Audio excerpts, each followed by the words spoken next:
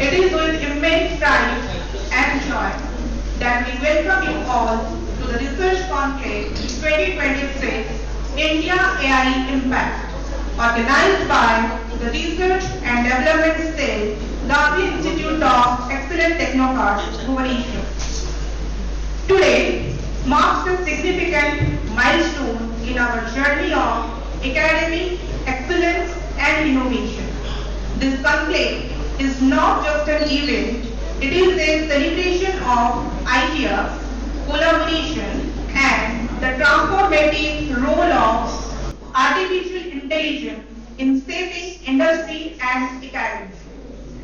We are privileged to have among us our Professor Subrata Mahanti, Professor at UTR and former Executive Director of NALCO, whose presence inspires us with wisdom and experience.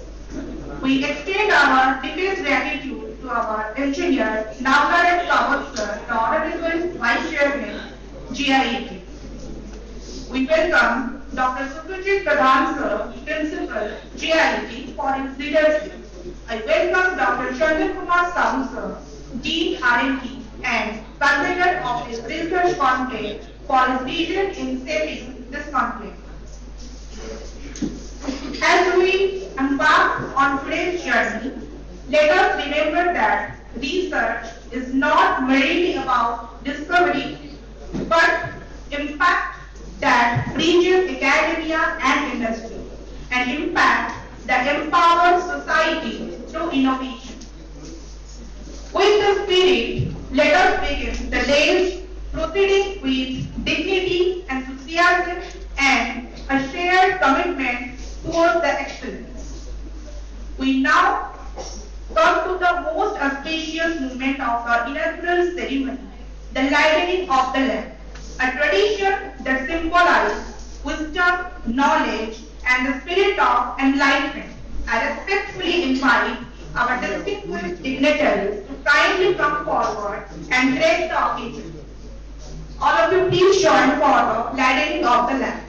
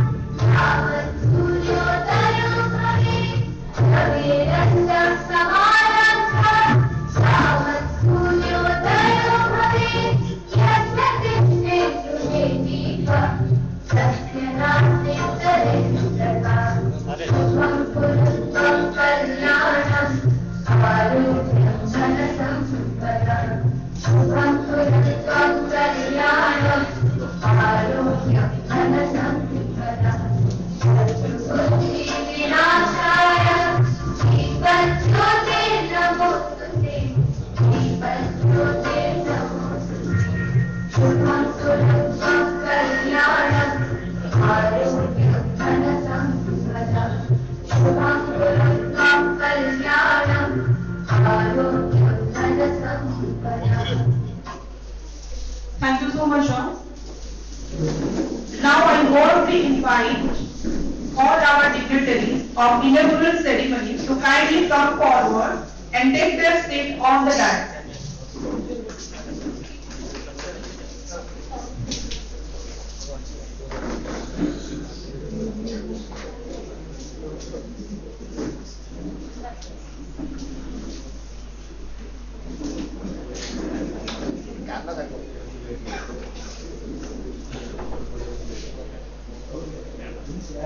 Thank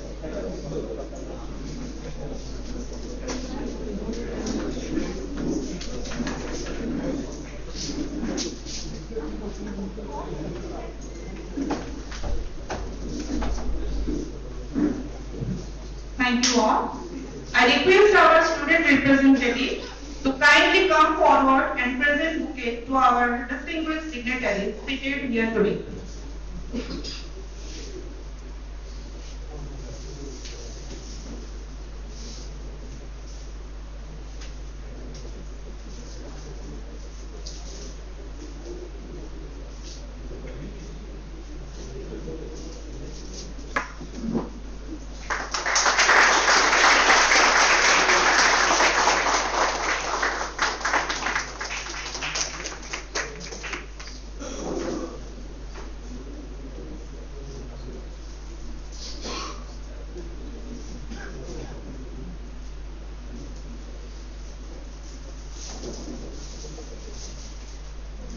Thank you, students. Now I request everyone to kindly rise for the national anthem. Immediately after, we shall remain standing to honor our institution with the GIET anthem.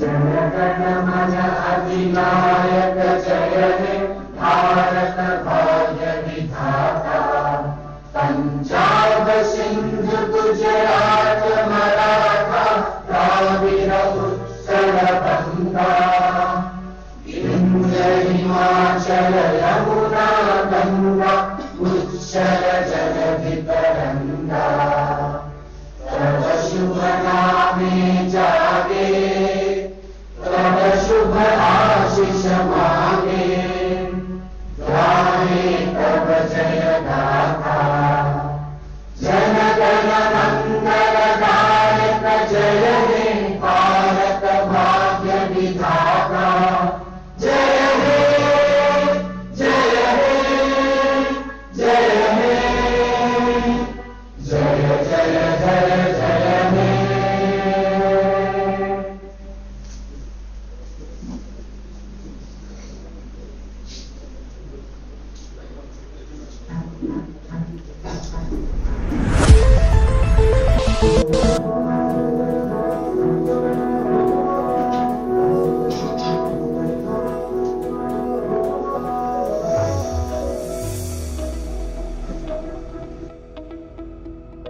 ज्ञानर किरण नव जागरण शिक्षार स्पंदन स्वप्नर उडाण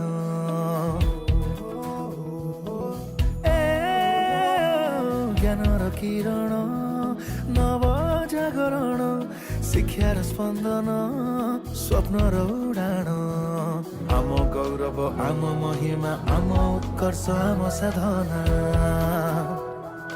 उज्जवल भविष्यतर कामना सबुठी से गोटिए ना सबुठी से गोटिए ना GIET GIET GIET GIET गंगपाटना GIET GIET GIET GIET गंगपाटना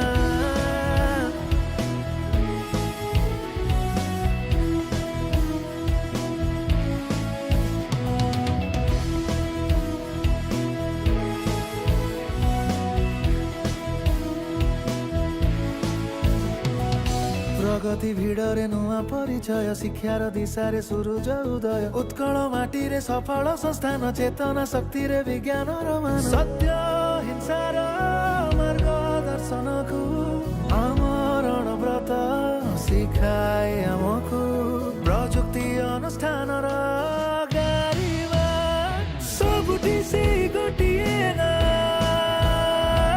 सबुठी से गोटिए ना GIET GIET GIET GIET गंगपाटना GIET GIET GIET GIET गङ्गपाटणा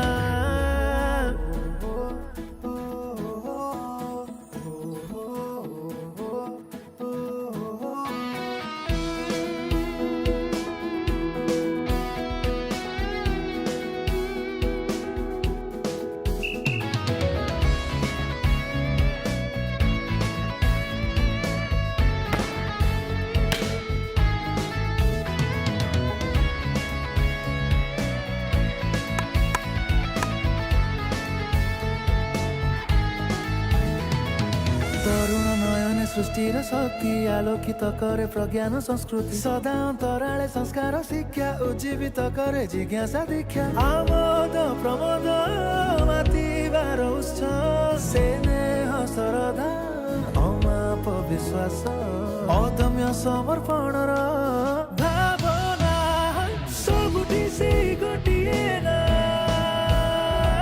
सबुठी से गोटिए ना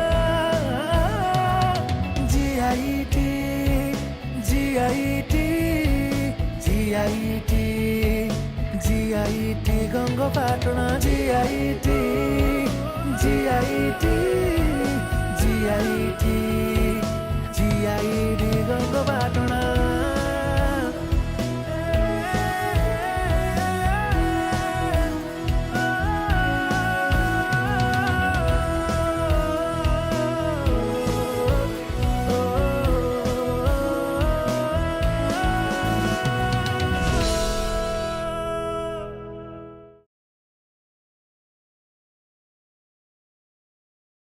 Thank you all. With the ceremonial beginning complete, we now move to the most inspiring part of our inaugural session, the addresses by our distinguished dignitaries. To begin, I invite the convener of the Research Conclave 2026 and Dean R&D of GIET, Professor Dr. Chandan Kumar Sahu sir, to deliver the welcome address. Please, sir.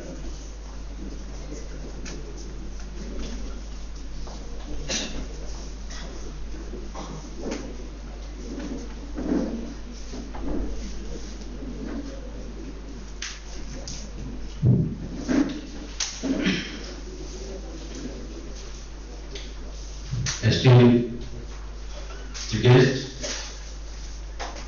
Professor Dr. Subrat Mahanti sir, former Executive Director, NALCO, and respected Vice Chairman, Engineer Ramnath Sapat sir, respected Principal, Professor Dr. Subrat Mahanti sir, respected Professor Meera Ishabandaya, Registered Professor School of W, Odisha, India, Bhubaneswar, respected Professor Murthyunjay Panda sir, Professor Utkal University, Bhubaneswar, Odisha, respected Rudhanand Pradhan sir, Assistant School of Political Science, India, respected Dr. Jyoti Prakash Reddy sir, Associate Professor, Department of Civil Engineering, GIET, Bhubaneswar, respected Dr. Piyush Gupta sir, Assistant Professor, Birla Global University, Bhubaneswar, and distinguished dignitaries of the rise, eminent analysts, deans, moderators, and faculty members, and our HODs, and my dear students. A very good morning to one and all. It's my privilege, most warm welcome to you to SPARK-2K26, Shaping Progress and Advancing Research Knowledge, the Research Conclave 2026 of Gandhi Institute of Excellent Technocrats, Ghangapatna. And this SPARK-2K26 is the first research conclave at G.I.E.T. Ghangapatna, laying the foundation for a strong research culture. SPARK-2K26 is not merely an academic event. It is a celebration of ideas, unity, innovation, and impact. The three Shaping Progress and Advancing Research Knowledge reflect our strong belief that research must extend beyond publication and contribute meaningfully to industry, society, and national development. The conclave is organized under the broader vision of India AI Impact 2026, focusing on the transformative role of artificial intelligence in industry academia collaboration through panel discussion, paper presentation, and poster presentation. This conclave aims to create a vibrant platform for knowledge, exchange, and interdisciplinary collaboration. We are deeply honored to have Professor Dr. Subhash Mahanti as our chief guest and some distinguished academic career and leadership as former executive director of NALCO, exhibited a rare blend of academic excellence and industrial insight. We are grateful for your presence and guidance, sir. I sincerely express my gratitude to our Vice Chairman, Mr. Ram Sabha, for his visionary leadership and constant encouragement, which have been instrumental in strengthening the research ecosystem at GIET. I also extend my heartfelt thanks to our principal, Professor Dr. Subhaneswar sir, whose academic leadership and continuous support inspire us to pursue excellence in teaching, research, and innovation. The conclave is further enriched by two highly insightful panel discussion. Panel 1, moderated by Dr. Mamuni Arjyo, brings together respected Professor Virat Gupta, Register, and Professor School of Electrical Engineering, Odisha, GIET, and respected Dr. Rudranath Pradhan sir, and respected Dr. Piyush Gupta sir, and respected Dr. Jyoti Prakash Giri sir. And this panel focuses on the role of artificial intelligence in industry and academic collaboration. Similarly, panel 2, discussion 2, moderated by Dr. Jyoti Prakash Das and future experts, including respected Professor Gopinath Pillai sir, and respected Bhubaneswar Panda sir, and respected Pradip Kumar Vishal sir, and respected Sanjay Kumar Kumar sir. And this topic of this panel deliberates on AI driven transforming in computing challenges and opportunities. At G.I.E.T. Ghangapatna, research and innovation from the backbone of our academic mission, and I am pleased to share a few highlights from our R&D achievements, which reflect the strength of our research culture. Over 230 conference publications and more than 40 journals publications annually, and regular organization of national and international conference, seminar, workshop, and webinars, and active participants of faculty in 150 plus faculty development programs and HTTPs every year, and received of multiple funded research grants, including the prestigious AICT Idea Lab, and we got 4 adult faculty academic programs and 1 learning programs. And significant contribution in patents, book chapter, and sponsored research projects. And this year we have successfully published 2 patents and 5 certified patents. I am particularly proud to highlight the academic rigor maintained in Research Conclave 2026. The conclave received 58 research articles, all of which underwent rigorous peer review and plagiarism checking. After careful evaluation, 30 quality papers have already been communicated to reputed journals, and out of 58 accepted contributions, 17 papers are being presented as poster presentations, and 41 papers are being presented through PPT-based oral presentations. And this reflects the seriously transparency and academic integrity with which SPARK-2K26 has been conducted. I sincerely thank all our participants, moderators, reviewers, and session chairs for contributing their expertise and enriching this conclave. I also place on record my heartfelt appreciation to our management, organizing committees, members, faculty coordinators, and supporting staffs, whose tireless efforts have made SPARK-2K26 a reality. Dear participants, I encourage you to actively engage in this session, exchange ideas, and explore collaborative research opportunities. With these words, I once again extend a warm welcome to all of you to SPARK-2K26, and I wish Research Conclave 2K26 a grand success. Thank you.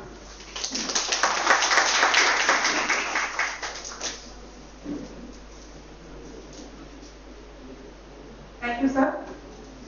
It is now my privilege to invite our respected Principal Sir, G.I.E.T. Ghangapatna, Professor Dr. Subhajit Pradhan sir, to share his words of guidance. Please, sir. So good morning.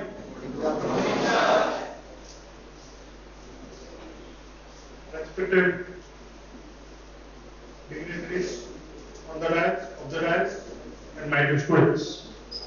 On behalf of Gandhi Institute of Excellent Technocrats, G.I.E.T. Ghangapatna, Bhubaneswar, I would like to welcome Professor Subrat Mahanti, former ED NALCO, as a chief guest for the inaugural program.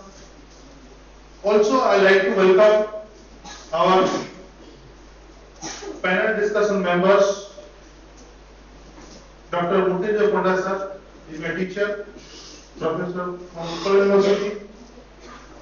Dr. Bhubaneswar, Dean from GIET Bhubaneswar. Professor Meera Madam from OUPR Bhubaneswar.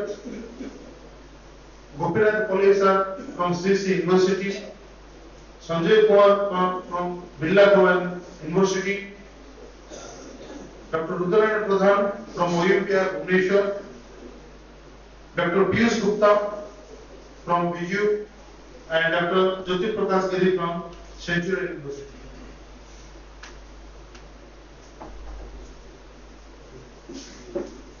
And also, I would like to welcome our Honorable Vice Chairman of G.I.E.T. Ghangapatna, Bhubaneswar, Dean R&D, all faculty members, students and researchers.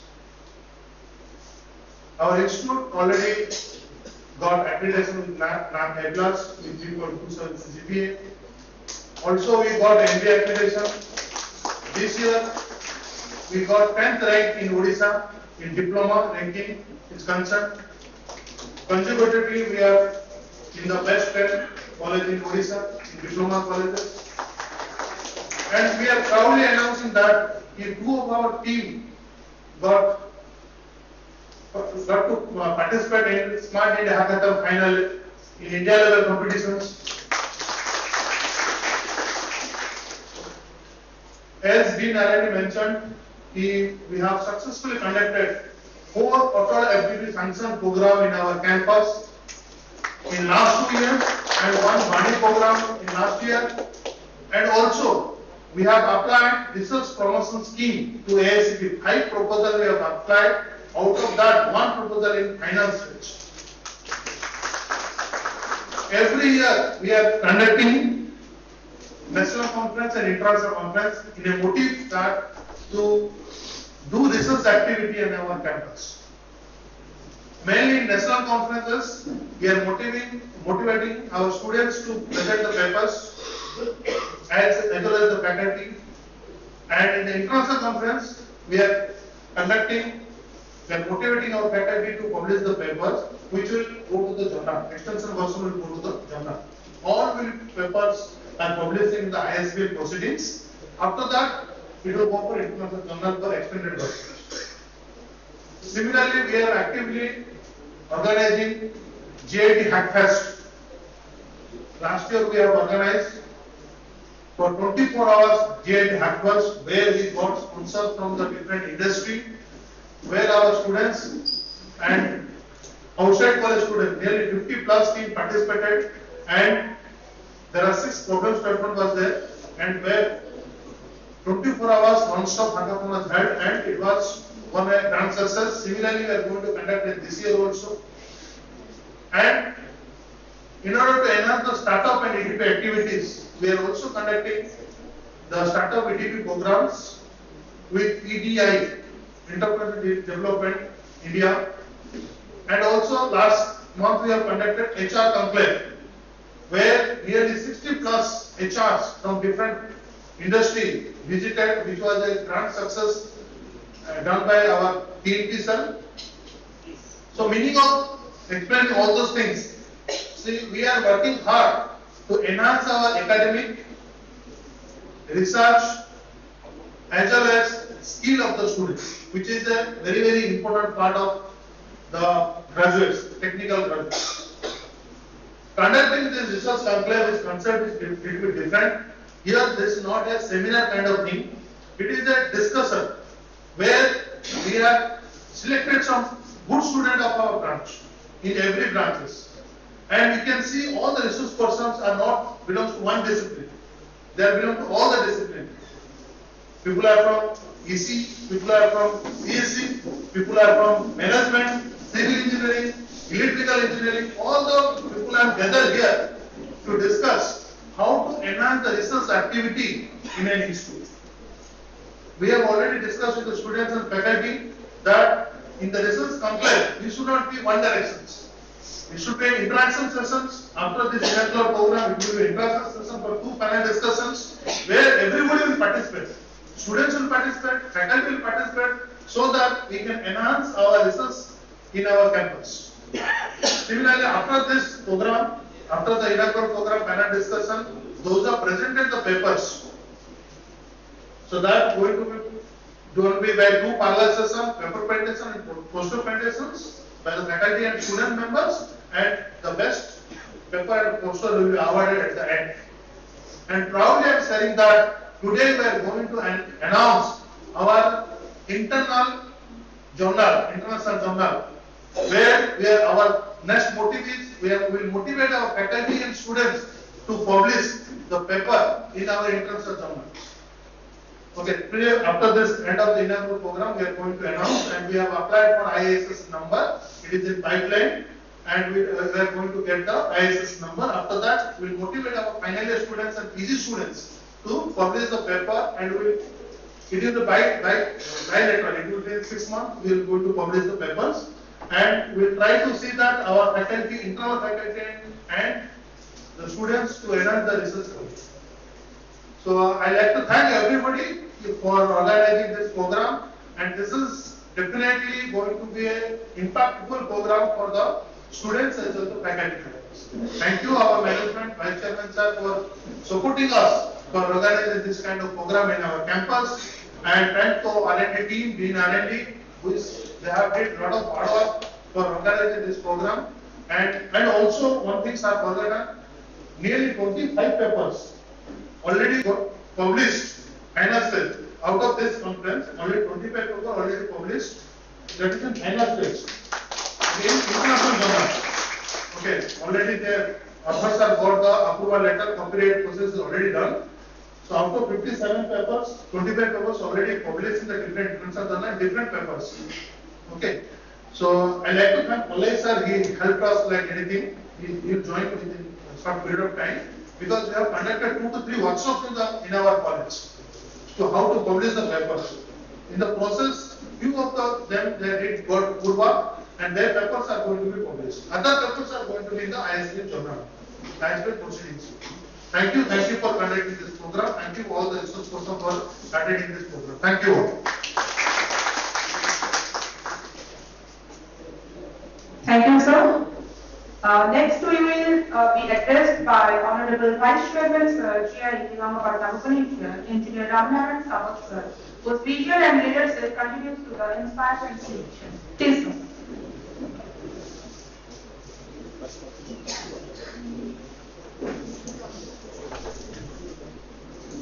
Good morning, everyone. Good morning.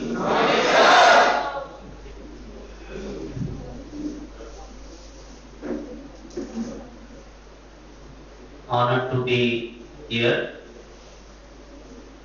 in the first research conclave of G.I.E.T. Ghangapatna. Many more to follow.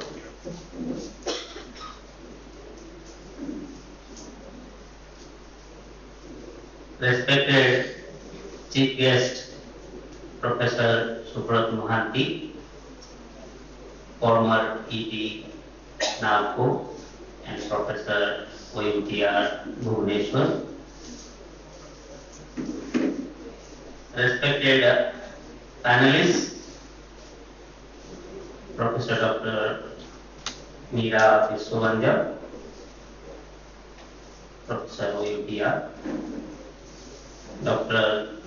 Pradhan, Dr. Narayan Pradhan, Professor OUTR, Dr. Piyush Gupta, Assistant Professor Villasogar University, Dr. Jyoti Prakash Giri, Associate Professor CUTN,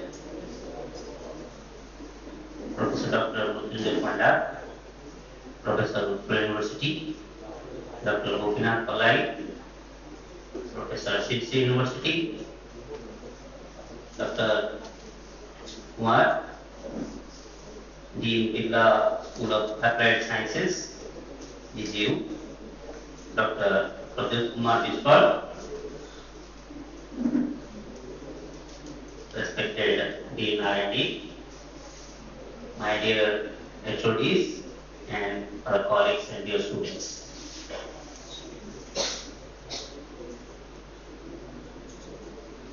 Research and innovation is the backbone, has been the backbone of development of the society, and we continue to do that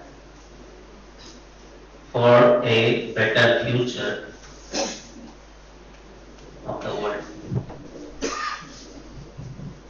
A few days ago, all the vice chairmen of our colleges, all the 6 colleges, we were sitting in a meeting, and we were discussing how technology has shaped our lives especially in the last 25, 30 years. I would say 25. Okay. Ever since computers came to India, I would say maybe late 90s. Computers have been there for like maybe early 80s or whatever, but computers really came to India in the late 90s. And times have changed. Some people say the world is around 4 billion years old. I don't know about billions. I only know about years. Okay. So we are going to live in this era of development, and how research has made our lives easier.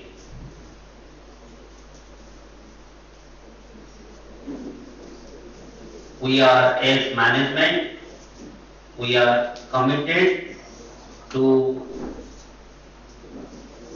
give the required support for our faculty members and students to do research in different fields that will enhance their career and bring laurels into their lives, and as well as to the name of G.I.E.T.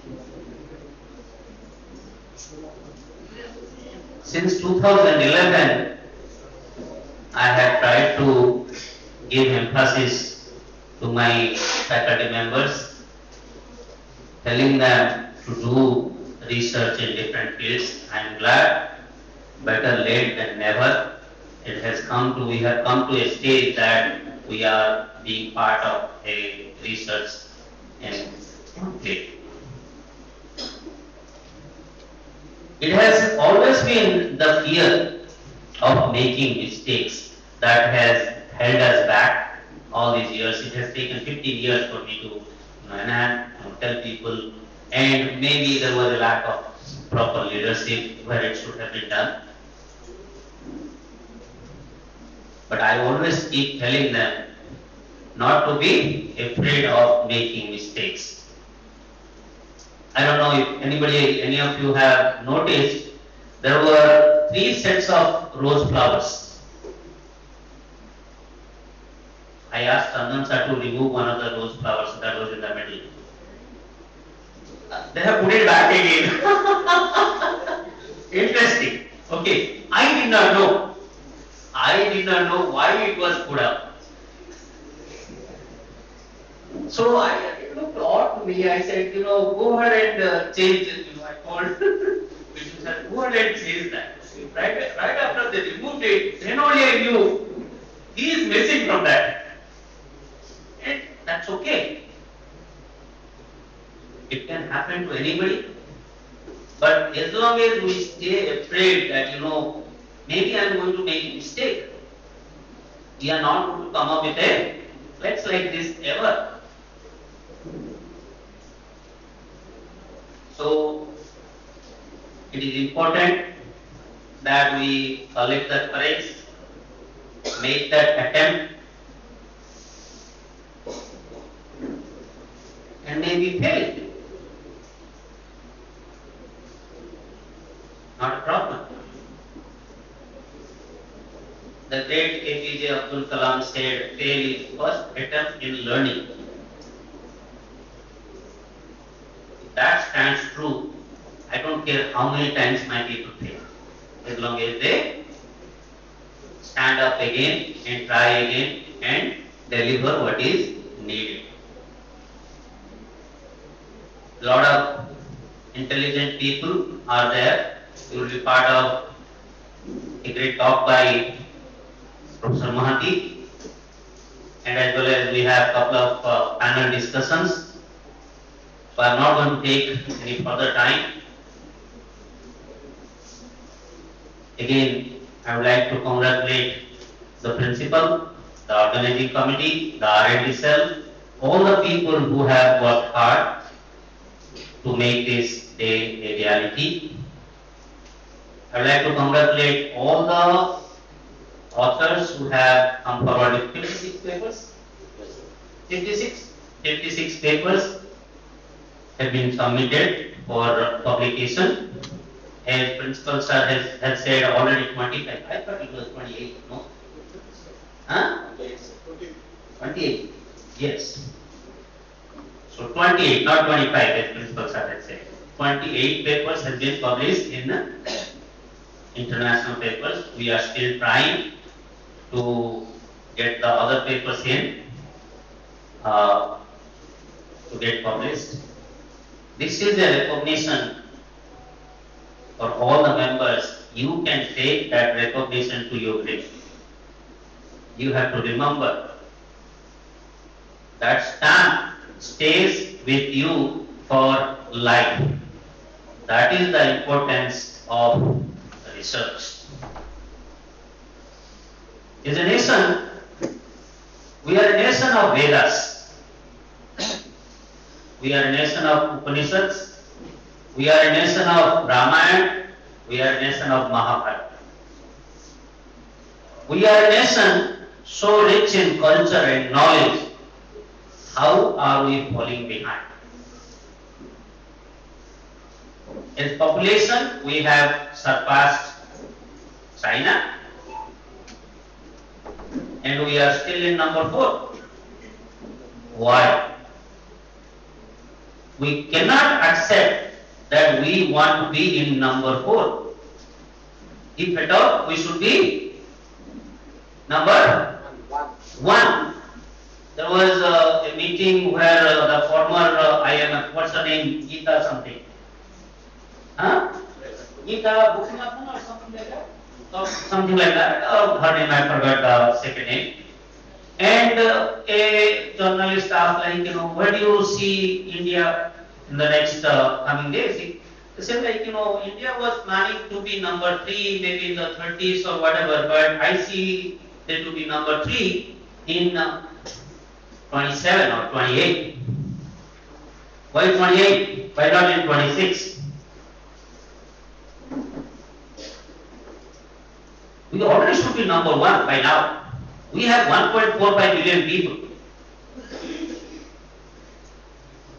People is our strength. And this strength, if you want to utilize this strength in the most productive ways, we need to make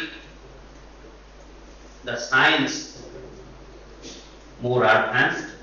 For making science more advanced, we need more and more research.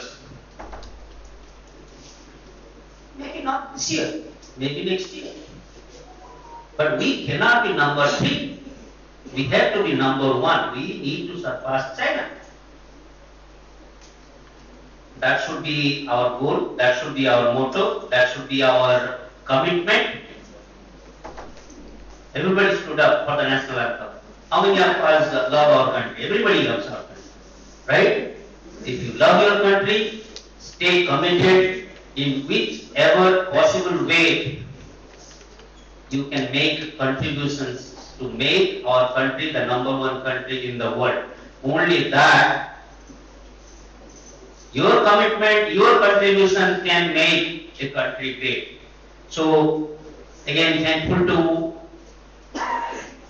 all the members, all the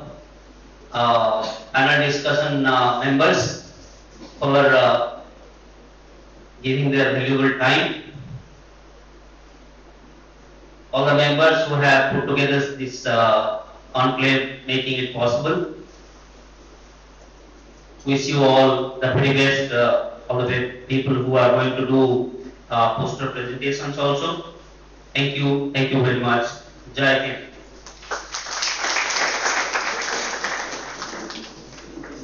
Thank you so much, sir. It is indeed a moment of pride to welcome a leader who has seamlessly bridges the worlds of industry and academy. Professor Subrata Mohanty, Professor OUTR, Bhubaneswar and former Executive Director of NALCO.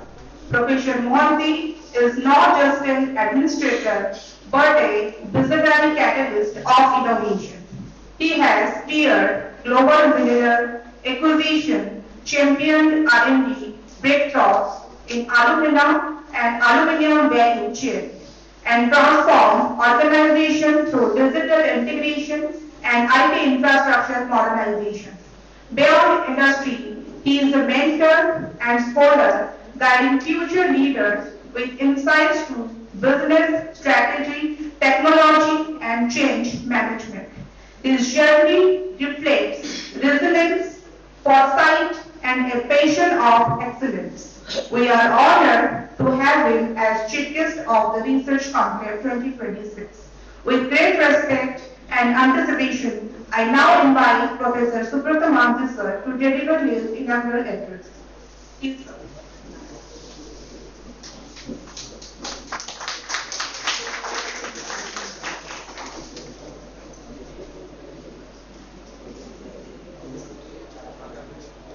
Good morning. Honorable Vice Chairman GIET, Engineer Ramnarayan Sabat, Principal GIET Professor Surajit Pradhan, Convener R&D GIET Professor Chandan Kumar Sabu,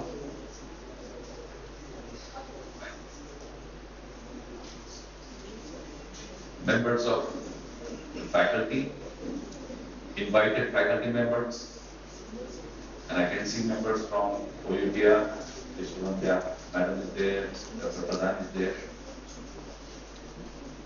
Students, ladies and gentlemen, we all live in exciting times. I call it exciting because the topic for today resonates in our mind day in and out. We live in a time where artificial intelligence is something that everyone discusses. Even when you do a casual discussion in the corridors, artificial intelligence doesn't miss out, right? Today, every piece of software that is designed by any company, they have to state that their software has an artificial intelligence element. Previously, we used to talk about software having some functionality, some features, some user interfaces, giving delightful user experiences, having high-tech security. And today, everyone talks about AI. There is no talk that happens in the country, I can bet that. You call it on HR, you call it on humanities, you call it on social research, you call it on tech. Everyone talks about AI. And we are a great nation therefore, that AI is something that has become a part of our daily lives, right?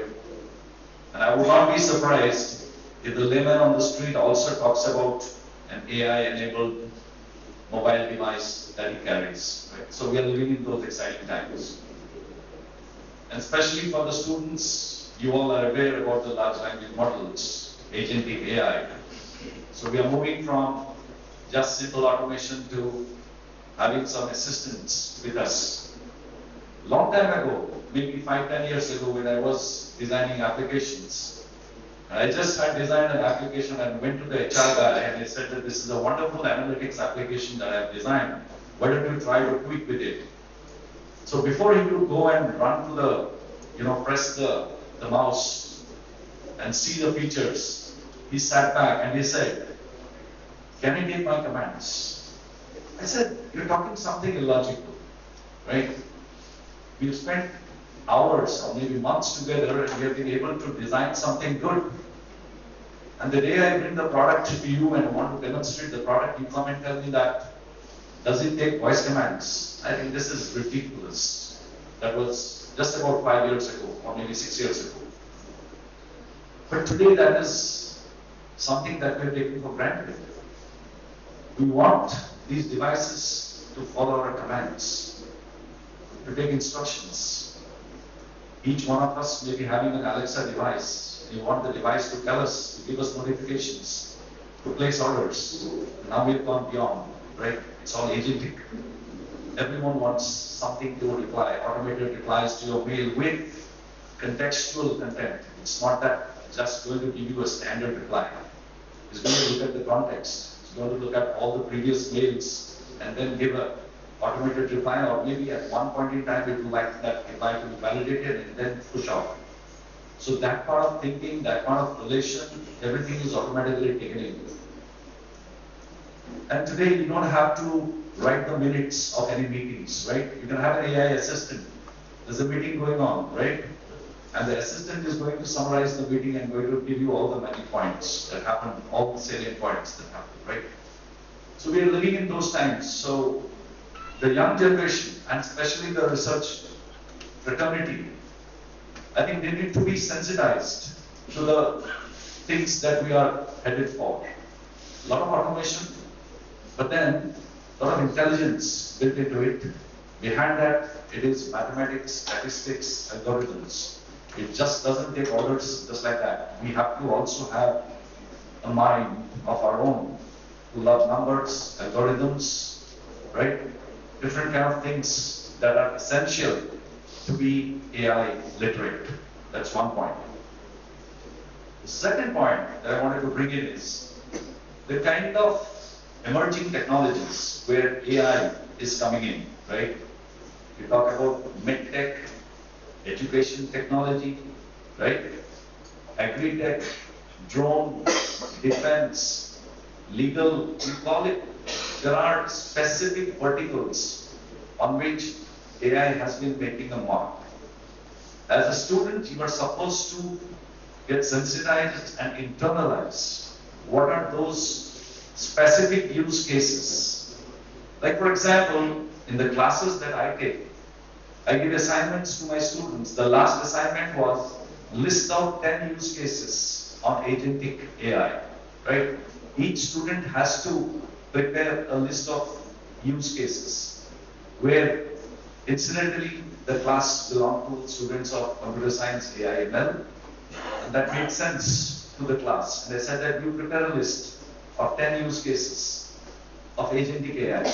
Let me start thinking. Let me start seeing how the students think. What exactly is agentic AI and what are the specific use cases that can be put to use. That's the first thing. The second thing which I wanted, emerging technologies is something we discussed. Agentic AI, thought process among students is one part of it. But the most critical thing that we are discussing today in a research conclave is something related to technology readiness. NASA, USA, has defined 9 levels of technology readiness, right? TRL. It's called TRL, Technology Readiness Levels. Typically, in a university, you follow the first level. Let me talk about that. What is TRL and what are the 9 levels? The first level is the ideation level, right? And from there you start working on your hypothesis. Then you build your proof of concept, you establish it, and then probably you make it functional, right? 4 levels. So till your proof of concept is TRL level 4. TRL 5, 6, and 7. These are the most difficult levels. Because from 7 onwards, industry takes over. So you get a lot of industry funding for TRL level 7 and beyond, because by that time, you already have a prototype. And then you take all your certifications, you look for how you can manufacture that on scale and become commercially viable, right? That's 7, 8, 9. But the valley of death in technology readiness is after level 4. After you have created proof of concept, the projects run dry. Because the research intention is up to level 4. Beyond that, it's a no man's land. Industry takes over from level 7. So the question is, how do you bridge the gap between technology readiness levels 4 to 7? What is the kind of things that need to be put in place? I would like to postulate that if at all you want to bridge the gap, the first stage itself, when you start research, the research has to be problem specific, right? So the first thing that you do in a research is identify a problem and then move in that direction.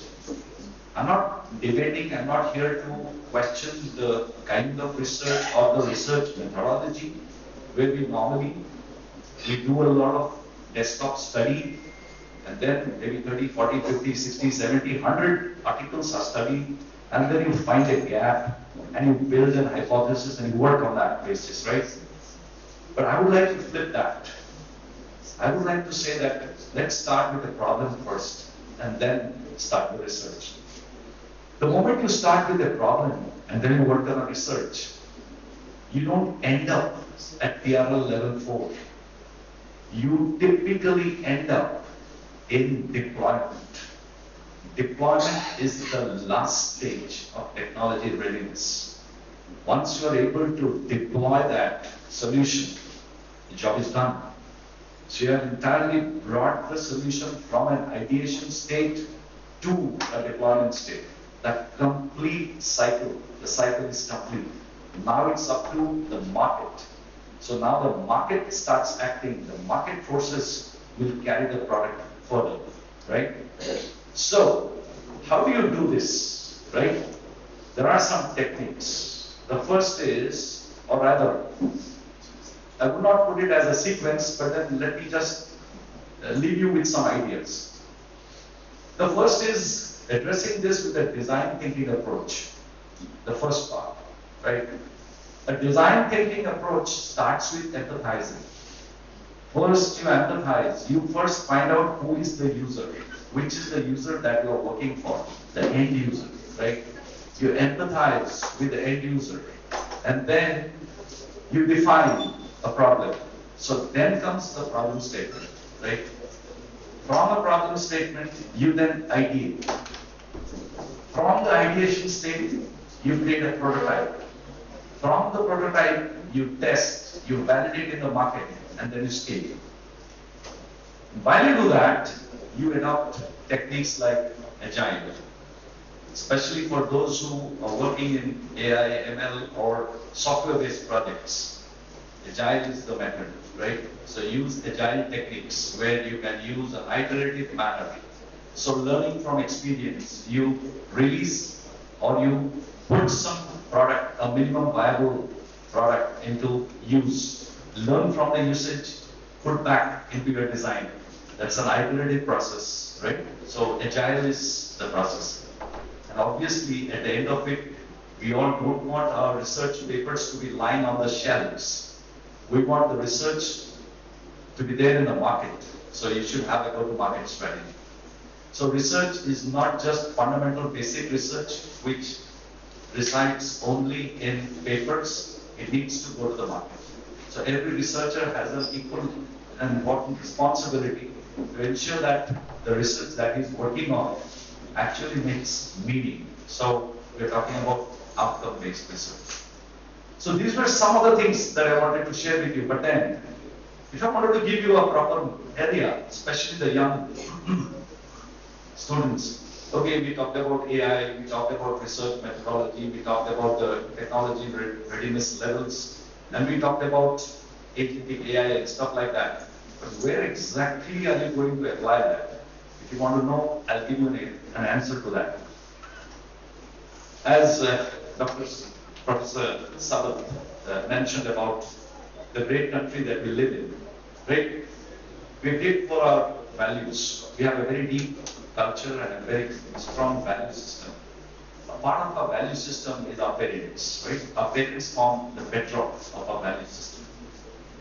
If we are going to work something for our parents, look at the kind of age or the kind of population that our parents are occupying. If you look at that 60 to 80%, 80 years, 20% of India is part of that. And very soon that is going to increase. In the next 20 years, there will be about 30 crores of Indians who will be in that bracket. If you want to do research, you want to do something good for the country, focus on that segment. There's a big market. If you want to be a real entrepreneur, from research, move to entrepreneurship, and if it is going to be entrepreneurship, move into an entrepreneurship which addresses senior living, the people who belong to that 60 to 80.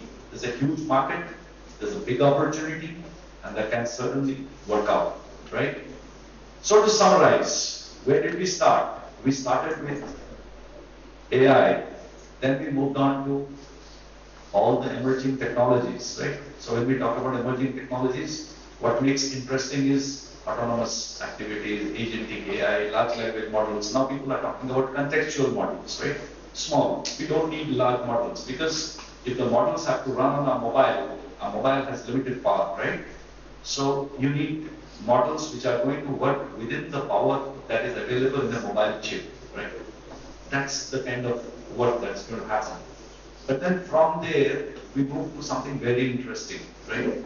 The technology readiness levels. We have to bridge the gap. We have to evade the value of debt. You have to cross that value of debt from TRL level 4 to TRL level 7. Once you jump it, you're done, right? You can scale and you can deploy, right? Having said that, I just mentioned about a few methodologies or concepts like design thinking, agile, and go-to-market, right? These things need to be part of the research agenda. And from there on, I just mentioned about one use case which you can put to use, which is really exciting, which is noble, and which is valuable. With that, I would like to thank and wish all the best to GIET for this research conclave. There are wonderful papers, as I gathered. There were 28 papers have already gone into publication, into research, renowned publications. A lot of research calibrations are going to have we're going to have here, and something really interesting about 35 patents the college has already applied for, probably in the final stages of receiving those patents and all. So wonderful activity happening, a lot of innovation, a lot of creativity. All the best to all of you. Thanks a lot.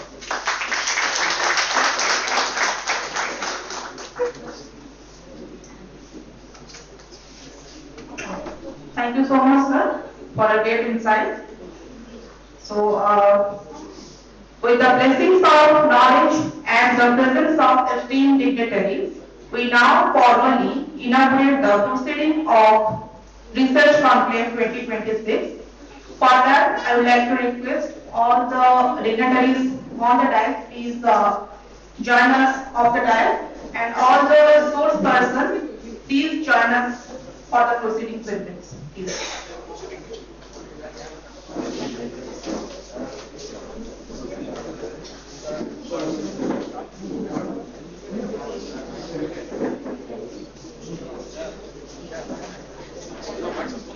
A huge round of applause, everyone.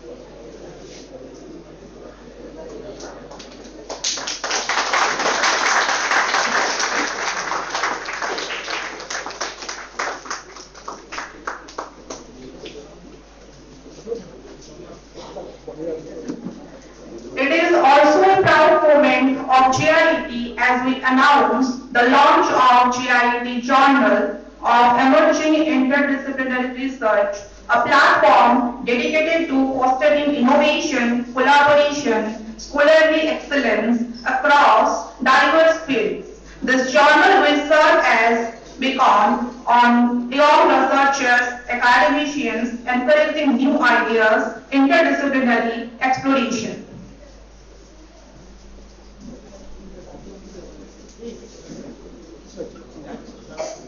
So we have a website of our GIET journal.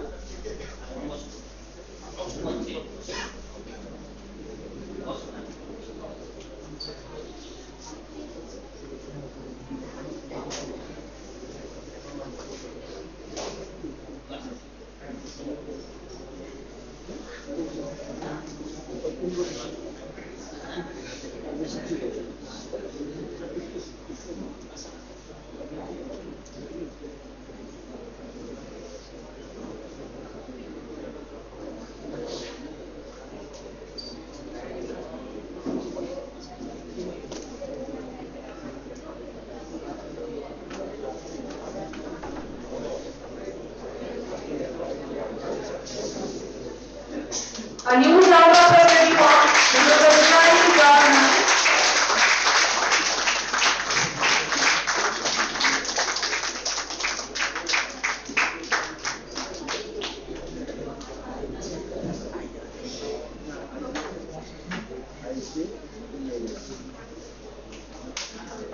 Thank you all.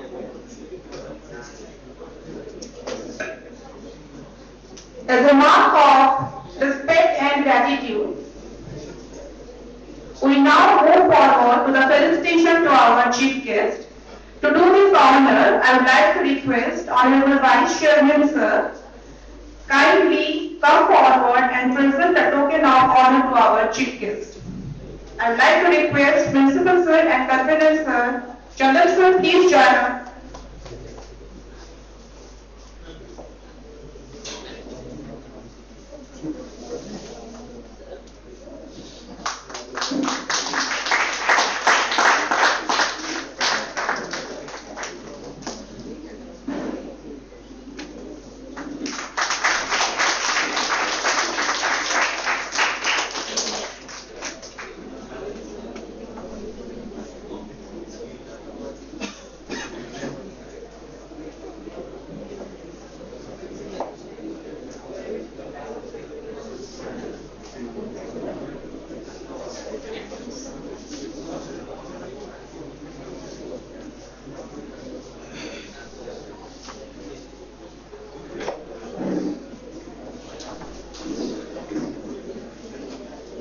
We now come to proud and inspiring moment of this country, the special appreciation for faculty achievements.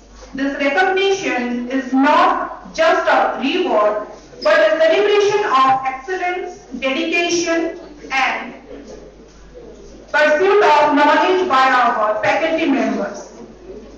The contribution is academics, research, innovation, a broad honor to GIET and inspired generation of students. As a mark of respect and acknowledgement, we now felicitate them with the rewards of excellence. So to do this honor, I would like to request our chief guest, Vice Chairman Sir, Principal Sir, and Chandan Sir, please join us.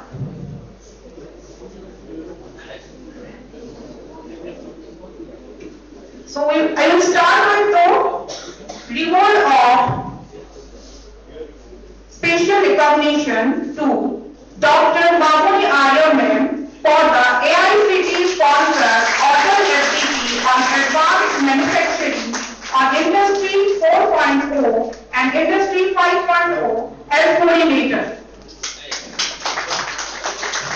I also request Dr. Bhubaneswar Sir to join us as the coordinator of this FDP.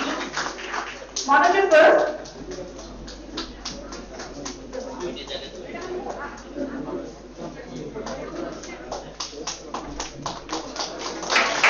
I'd like to request Dr. Jyoti Prabha ma'am for the patent publication of autonomous food delivery robot. Please, ma'am.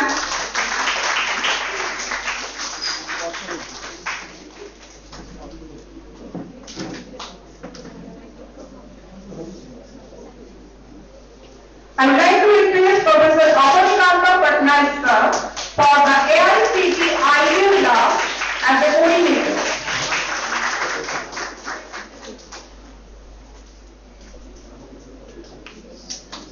I would like to request Professor Sorupa Arya ma'am for the AICT sponsor Atal FDP or Next Gen AI Technique for Biomedical Data.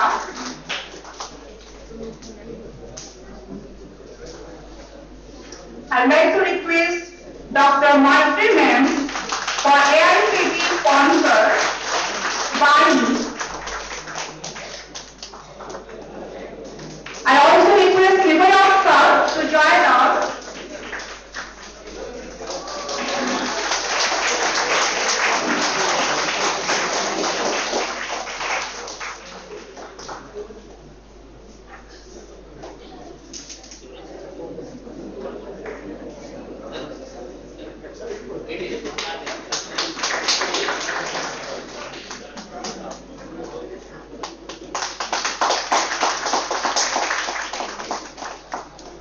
I would like to request Dr. Chandan Kumar Sahu sir for the journal publication and doctoral research guidance.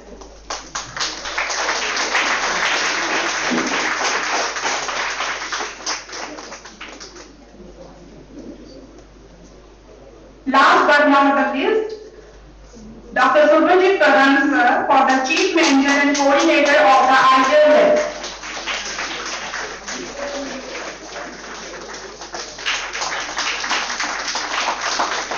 Congratulations all of you.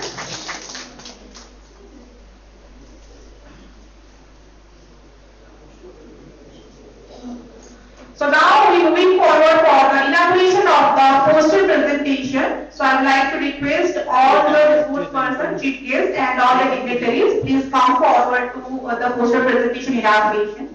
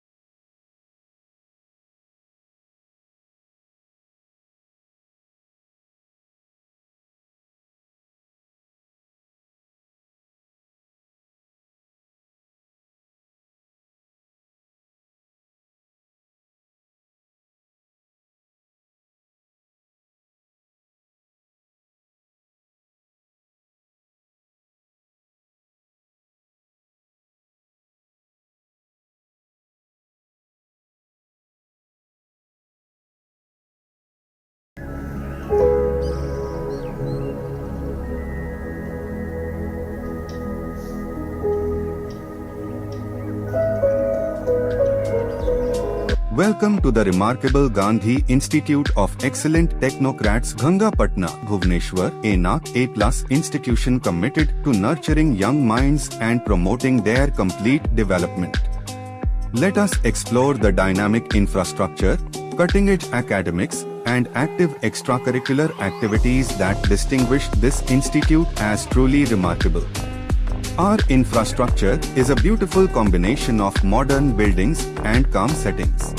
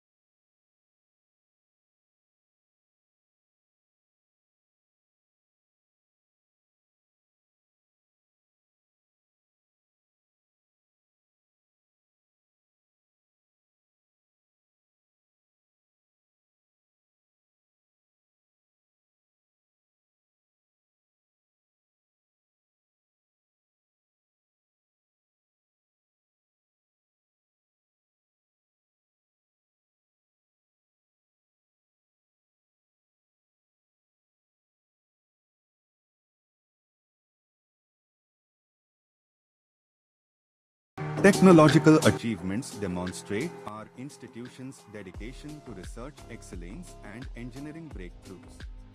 We successfully organized Smart India Hackathon for making our students acquainted with technological advancements. These accomplishments illustrate our institution's commitment to pushing boundaries and being on the cutting edge of technical developments. We are proud of our brilliant minds for contributing to these incredible discoveries. We recognize our institution's tremendous startup activity, new initiatives, and technological achievements. The entrepreneurial spirit, paired with our institution's unfailing support, has propelled these inventors to great success. As you can see, GIET, Ghangapatna, is more than just an institution, it's a place of limitless possibilities where students start on a transformative learning adventure. Join us and open the doors to a brighter future. For additional information, please visit our website or contact our specialized team.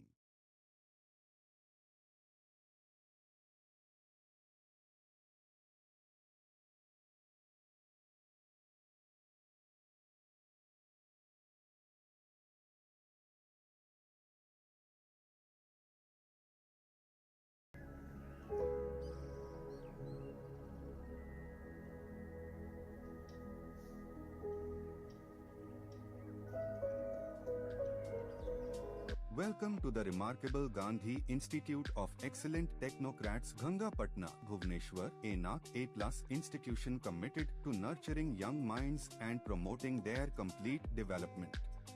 Let us explore the dynamic infrastructure, cutting-edge academics, and active extracurricular activities that distinguish this institute as truly remarkable. Our infrastructure is a beautiful combination of modern buildings and calm settings.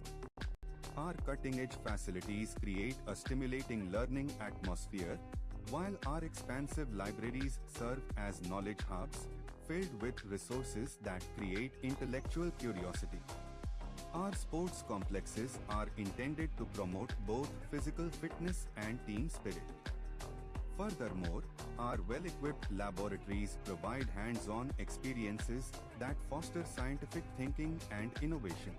What we offer at GIET, we believe in offering a diverse range of courses to ignite passion and propel students towards success. We offer B.Tech in Computer Science Engineering, Computer Science Engineering AI, Mechanical Engineering, Electrical Engineering, Electronics Engineering, Electronics and Communications Engineering and Civil Engineering.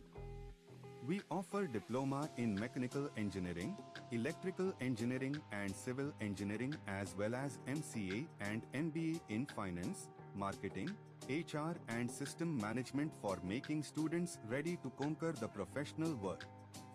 Academics. For us, academic excellence is not just a goal but a way of life.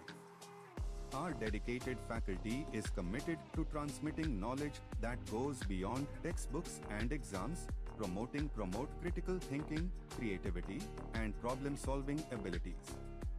Through creative teaching methods, we inspire a passion for knowledge and value-based life lessons. Holistic development. We firmly believe that education goes beyond the classroom. Our diverse activities foster holistic development of students. From drama and music to sports and community service, we provide several opportunities for students to pursue their interests, develop leadership skills, and make great memories. We also conduct yoga sessions for their physical and mental well-being.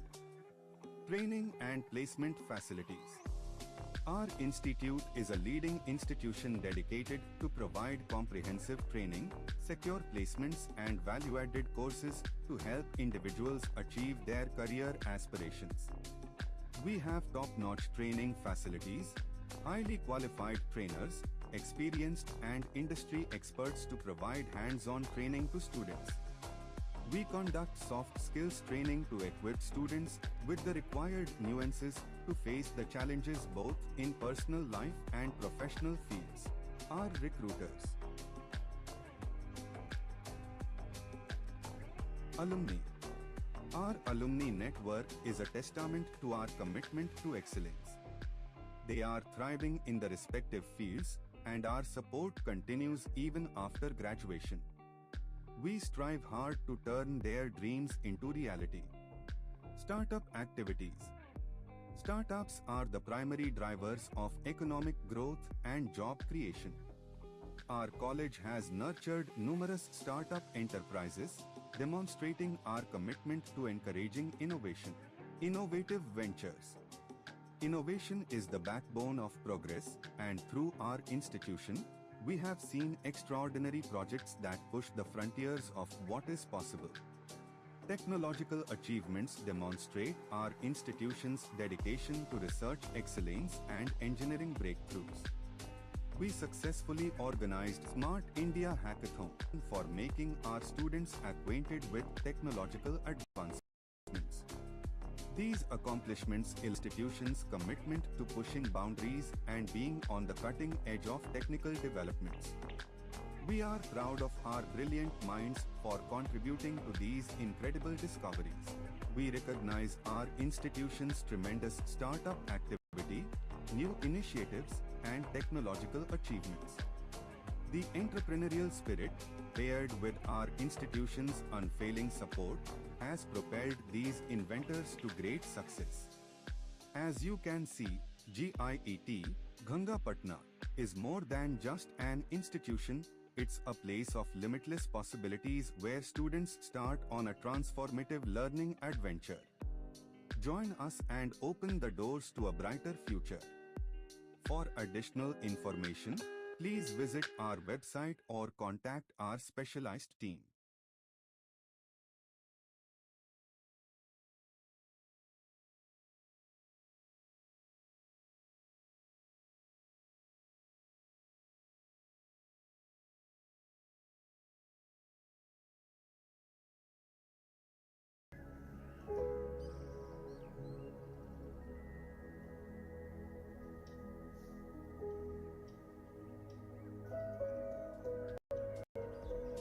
Welcome to the remarkable Gandhi Institute of Excellent Technocrats Ghangapatna, Bhubaneswar, a NAC A+ institution committed to nurturing young minds and promoting their complete development. Let us explore the dynamic infrastructure, cutting-edge academics, and active extracurricular activities that distinguish this institute as truly remarkable. Our infrastructure is a beautiful combination of modern buildings and calm settings. Our cutting-edge facilities create a stimulating learning atmosphere, while our expansive libraries serve as knowledge hubs filled with resources that create intellectual curiosity. Our sports complexes are intended to promote both physical fitness and team spirit. Furthermore, our well-equipped laboratories provide hands-on experiences that foster scientific thinking and innovation. What we offer? At GIET, we believe in offering a diverse range of courses to ignite passion and propel students towards success. We offer B.Tech in Computer Science Engineering, Computer Science Engineering AI, Mechanical Engineering, Electrical Engineering, Electronics Engineering, Electronics and Communications Engineering and Civil Engineering. We offer Diploma in Mechanical Engineering, Electrical Engineering and Civil Engineering, as well as MCA and MBA in Finance, Marketing, HR and System Management for making students ready to conquer the professional world. Academics. For us, academic excellence is not just a goal but a way of life. Our dedicated faculty is committed to transmitting knowledge that goes beyond textbooks and exams, promote critical thinking, creativity, and problem-solving abilities. Through creative teaching methods, we inspire a passion for knowledge and value-based life lessons. Holistic development. We firmly believe that education goes beyond the classroom. Our diverse activities foster holistic development of students. From drama and music to sports and community service, we provide several opportunities for students to pursue My privilege to introduce our four distinguished panelists who bring valuable experience from teaching, research and practice. We are very fortunate to have Dr. Mrityunjay Panda, Professor in the Department of Computer Science and Applications at Utkal University, Bhubaneswar. He holds a PhD in Computer Science and Engineering and has extensive research in areas such as data mining, machine learning, network security, signal and image processing, and intelligent computing. Dr. Panda has published numerous research articles, book chapters, edited volumes in reputed international journals and conferences, and has contributed to enhancing interdisciplinary research in computational intelligence and data-driven technology. Next we have Dr. Pradeep, distinguished academic, associate professor and dean student academic in the Department of Electronic Engineering at IIT Bhubaneswar. He holds a PhD degree from IIT Kharagpur and brings nearly 2 decades of teaching and research experience. His research interests span digital PLSI architecture design, FPGA implementation, biomedical and calm settings. Our cutting-edge facilities create a stimulating learning atmosphere, while our expansive libraries serve as knowledge hubs filled with resources that create intellectual curiosity. Our sports complexes are intended to promote both physical fitness and team spirit. Furthermore, our well-equipped laboratories provide hands-on experiences that foster scientific thinking and innovation. What we offer at GIET, we believe in offering a diverse range of courses to ignite passion and propel students towards success. We offer B.Tech in Computer Science Engineering, Computer Science Engineering AI, Mechanical Engineering, Electrical Engineering, Electronics Engineering, Electronics and Communications Engineering and Civil Engineering. We offer Diploma in Mechanical Engineering, Electrical Engineering,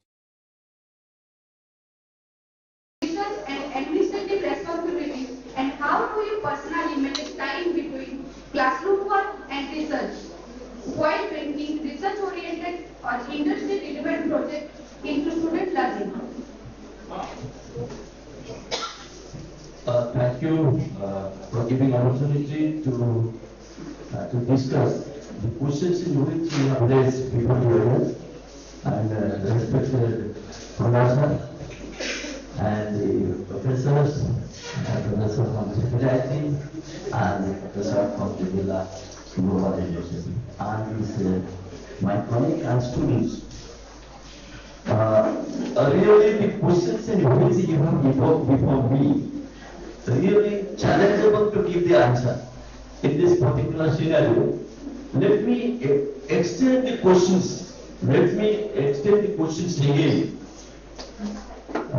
What are the challenges for the faculty if we include 3 factors: teaching and learning process, research, as well as the administrative work? These 3 parts we can segregate into 3 parts. Again, will be 3 parts. One part is what are the challenges for the faculty who are working in a top class institute. Second is the faculty who are working in a medium class institutions. Third is the faculty who are taking challenges, who are taking jobs in private institutions. These are the 3 main parts of that whole to discuss in this particular scenario. Then I will tell you how can we overcome this situation. Let us consider the IITs and NITs like that actually, if we consider. The faculties, they have certain rules and regulations. And also, the faculty of that top class institute actually, they have some kind of infrastructure to carry out the research. If you don't compare, I am not comparing with the University of the Harvard, University of MIT, Imperial College London. I am not discussing that part actually.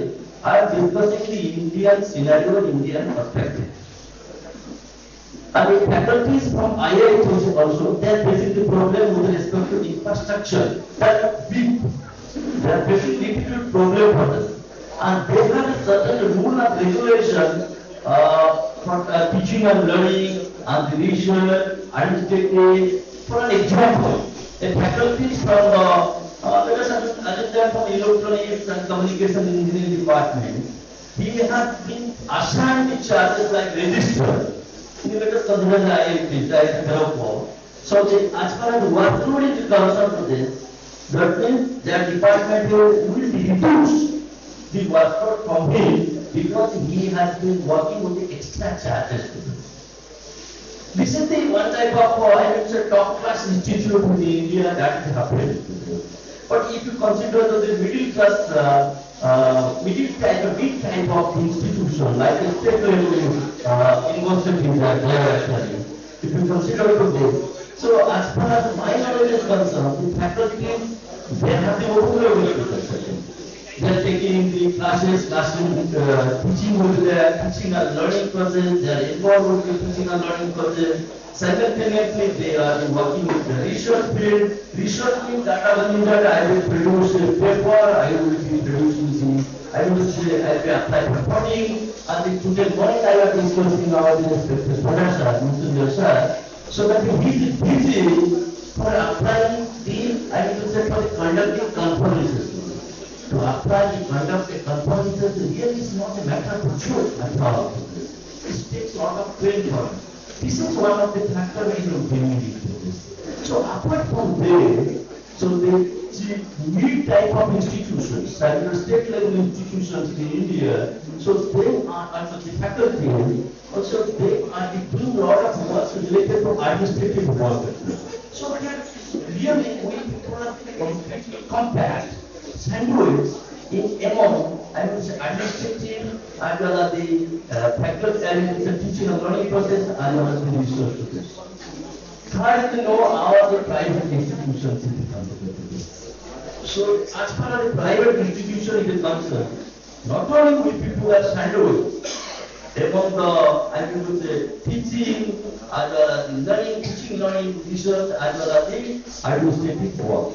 So, you sandwich, really and honestly I'm saying, so we unable to focus towards the research field. So we unable to focus towards the research field. So we are doing some kind of administrative work that is not related to the academic policy. So that is problem to us actually to enhance our knowledge actually. It's a great to enhance our knowledge of this. So, for example, if you consider, Shah will be the professors who will be agree for this. As far as the teaching and learning process, let us assume that as far as the rule of UGC concern, AICT is concerned, let us assume the assistant professor will be taking class of 16 hours per week. As far as from my point of view, even though I am taking 16 hours classes, it will be actually, I have to devote 32 hours to complete my teaching learning process. For an example, I have to upload my lesson plan, I have to upload my lesson notes, I have to conduct the quiz test, then evaluation process, then I have to conduct the assignment test, then the evaluation of the assignment, and then also the end semester examination, then evaluation to the project also. Nowadays, you know, project-based learning is there actually. In our university, we are focusing on the project-based learning. You have to conduct a project. Suppose I am teaching a subject of digital electronics to the students. I have to conduct a project on digital electronics to them. So I will say, so honestly I'm saying, so lot of parameters are there. And then another is, very interesting parameter that is, attainment calculation to this extent.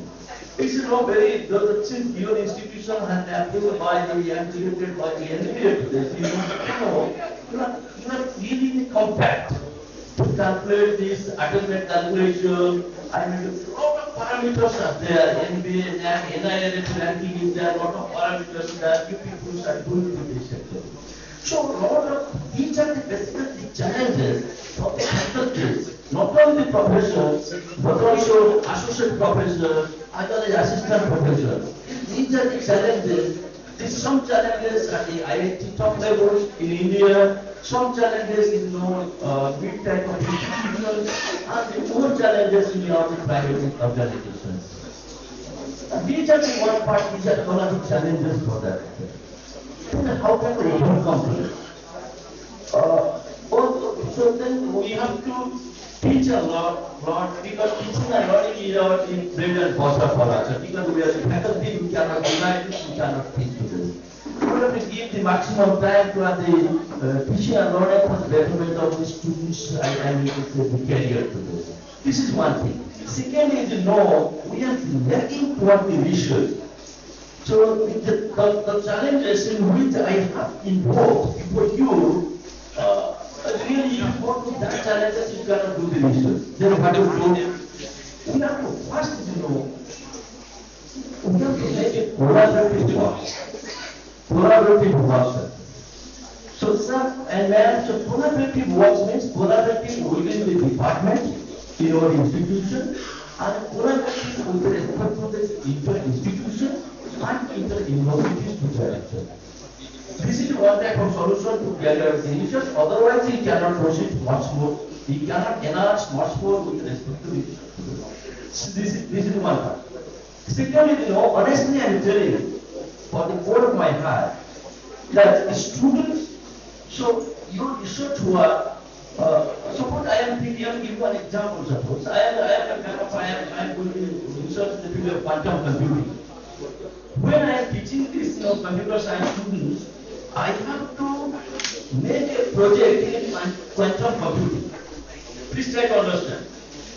The research area in which you are doing the research will be small by the students.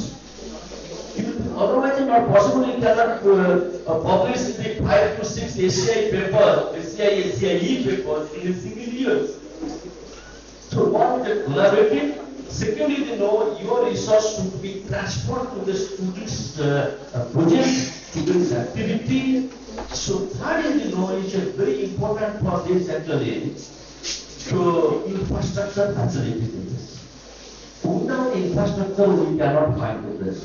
Without infrastructure. For an futures and European institutes, we should have the minimum workstation.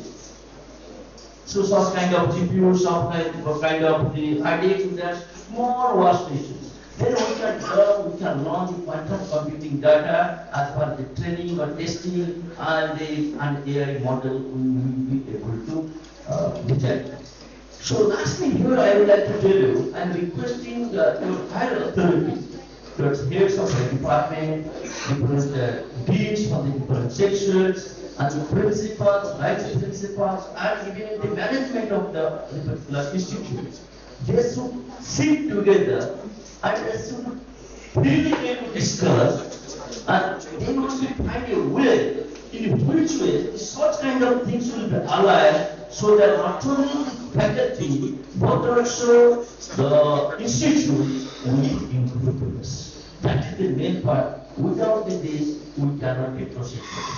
Thank you. Any question? No. If anyone is having any doubts regarding research or how to bring projects, please stay to ask.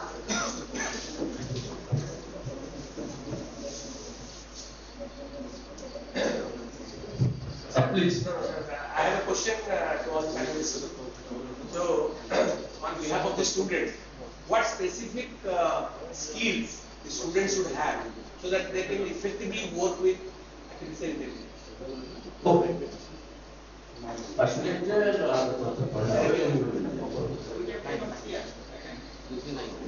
It is part of our discussion. Subsequently, we will be knowing to this. So here I will add one sentence to this. So I do not know actually. Sir, I do not know whether your institute has introduced National Education Policy 2020 till now or not? NEP National Education Policy, NEP 2020, has an institute has introduced. That after institute introduced GIET.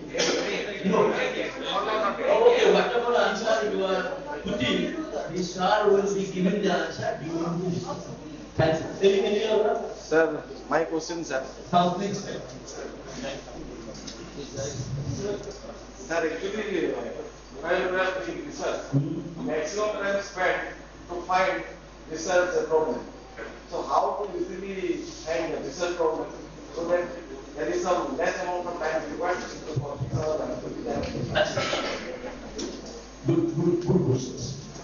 So then to find out the research problem to this, you have to say, as far as the research methodology is concerned, suppose first we have to choose a topic, broad topic to this. For an example to this, I am doing research in the field of quantum computing. I am choosing, I will be doing the research in the field of quantum computing. Then second, I am coming to narrow area to this. Application of the quantum computing in healthcare. Then the second thing, narrow area one. Then again narrow you have to do. Application of quantum computing to this. So in the field of the cancer technology, cancer type of it. Then you have chosen to the, what is this, what is that, you have chosen which topic. Then you have to go to the literature review. Then in which literature review you have to go to it. So in when only we are doing the PhD, so the week by week we are looking for it, we are downloading the paper to this everything with that. So the technique in which I think that when I was coming to an institute, I was telling you which way you have to help the AI tools and to find out the literature review. Within 1 day, you can find as a 1,000 number of papers and you say in a single day. You have to find, let us assume that is literature, but the literature review. Then from that literature review, you have to find what is the limitation of that literature review, that is the research gap. After finding the research gap, easily you can find the problem statement for this. Then problem statement is there, then again you have to find what is the solution, that is the objective of your work to this. Then you have to slowly what I have, what message I want to leave before you. First is, you have to take AI to find out the literature subject. Then you ask to place AI tool to this. What is the research gap with respect to the 1,000 papers?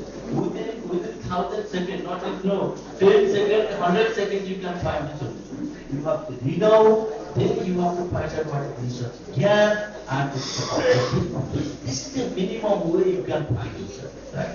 Thank you.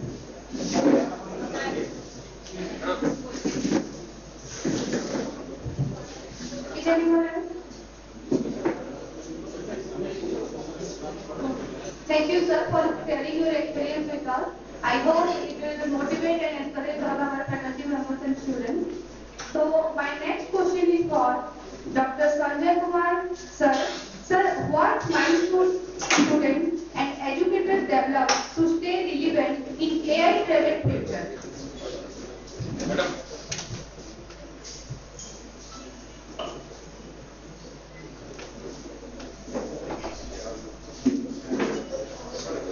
Thank you, madam. So, the question here is, I think, very generic. So, all of us are very much aware, as very rightly pointed out, even by our chief guest of the event. We are no longer in an era where artificial intelligence is coined as something which is alien. Now it has become a topic of everybody's interaction, and it has, in a very major way, it has affected almost every aspect of life. So, leaving apart our discussion, since it is focused only on academics and research because of the forum, I will limit my answer to these two forums, but it is not limited to that two forums. Now, it has really changed everything. So let me start with where sir has left. So how faculty members or whether students who want to do research and how they can effectively use artificial intelligence. Now, when artificial intelligence came, it was considered as a tool. Though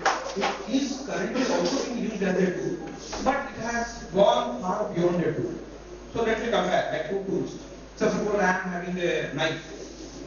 I am having a knife to cut vegetables or to cut fruits. Now that knife is a tool which I can operate the way I want. Now artificial intelligence is no longer a tool which can only be used the way I want it. It has become far more powerful than that. When I say that, I also want to tell here that every one of us has to use the tool in a very, what you say, like responsible way, so that we can do our objective and achieve our objective. Starting with research. So I very rightly pointed out there are tools like GIET and many things where it can no longer help. It can help the researcher to complete the entire literature survey, which used to take almost a year to come up with a problem statement. Now, using tools like GIET, you can do the literature survey in weeks. Complete the literature survey in weeks.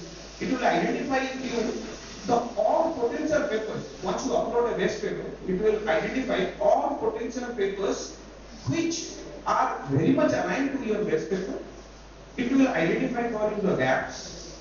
It will tell you how those gaps can be bridged, and also it will advise you what technology or what enhancement to the existing structure you can do, or existing that block diagram or existing flow diagram you can do, so that you can come up with enhanced results. And for these researchers used to spend years. So that we are in an era where AI can be used as a very effective tool. Coming to the students, what my advice would be, every student, let's suppose I asked all the students who are here, one very simple question I would ask. How many of you are very good in, very confident and very good in coding? Kindly raise your hand. Very confident, very good in coding. You know, all of us, like all of you know what is coding? Good. Okay, see, so what I mean to say is here, now we are in an era where even if we are not that confident in coding. Coding means you have to write a program, given a particular problem statement, you have to write a program, and so that you can come up with an effective solution for the problem. Fine. AI has democratized this particular field of computer science in a very big way. Now we no longer need students who should be spending huge amount of time writing the code, thinking about the logic and all this. No. You should focus entirely on what the problem is and how effectively I can devise a solution, I can come up with a solution, I can propose a solution. So if you are very much clear what the problem is, now we are in an era where finding solution is no longer a challenge. Solutions are available, but with that much clarity, can I define the problem? That is the question. You know, whether it is in research, whether it is in the industry, we all are living in an era where implementing things now no longer is a challenge. We have platforms like live coding platforms where I literally have to say, obviously, in a language which the computer understands. Now, mostly live coding platforms works in English language, but we are not very far from an era where we can say our problem and define the problem in Odia, in Bengali, in Malayalam, in Tamil, and get our problem solved.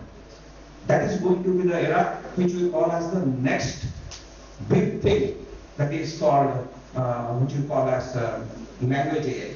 That is going to be, just as we see, EPA is the most happening technology today. The next happening technology will be language AI. So more and more, so we have gurus here who have spent years of research in those domains, and they can very well narrate to this field. what my advice would be to every student, now you spend maximum to maximum time in exploring all possible AI tools which are available as on today.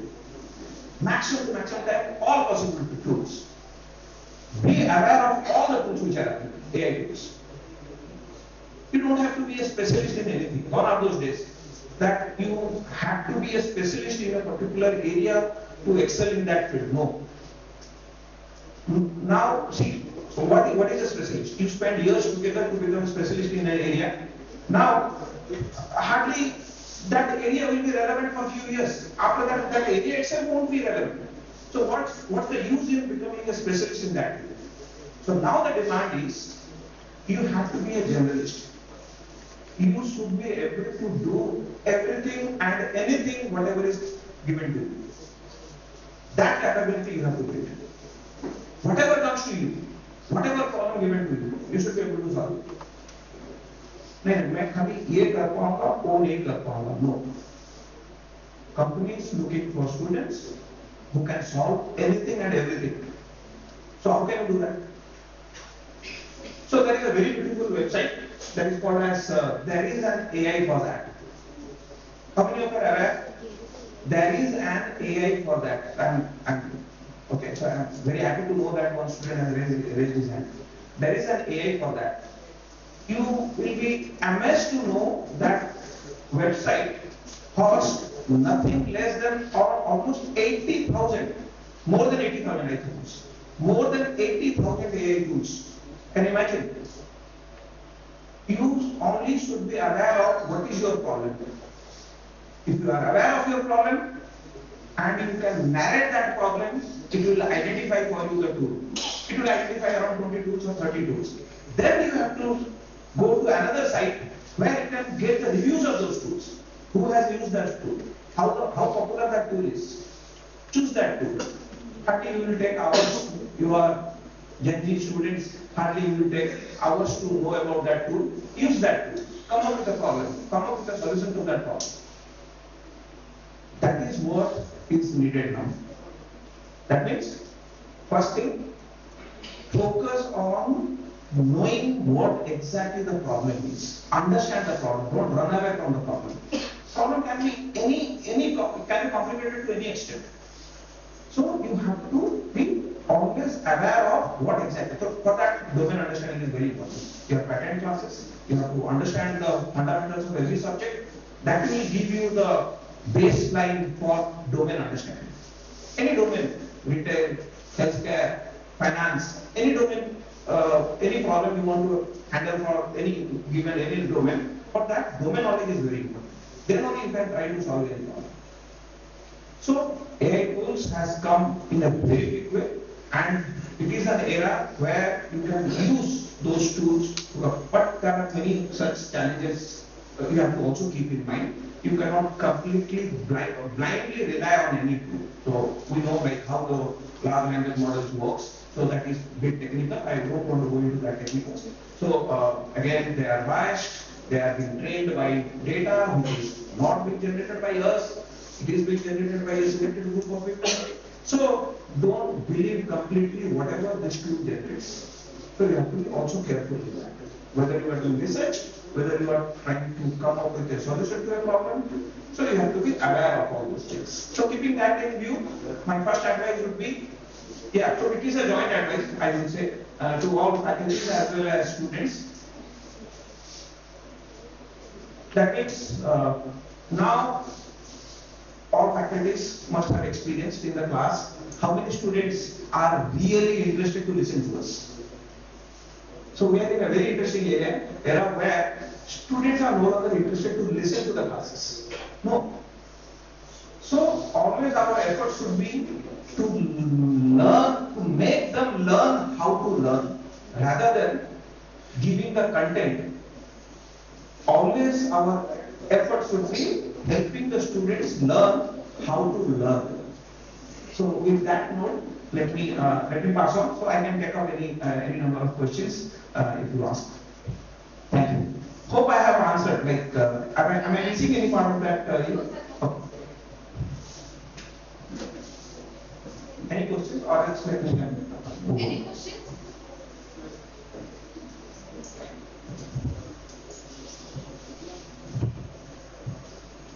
Any questions?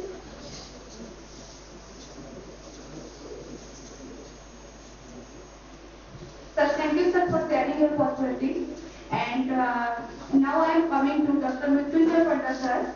Sir, where can AI and Gen AI create the most immediate impact in healthcare today? And what are the key steps for implementing these solutions effectively?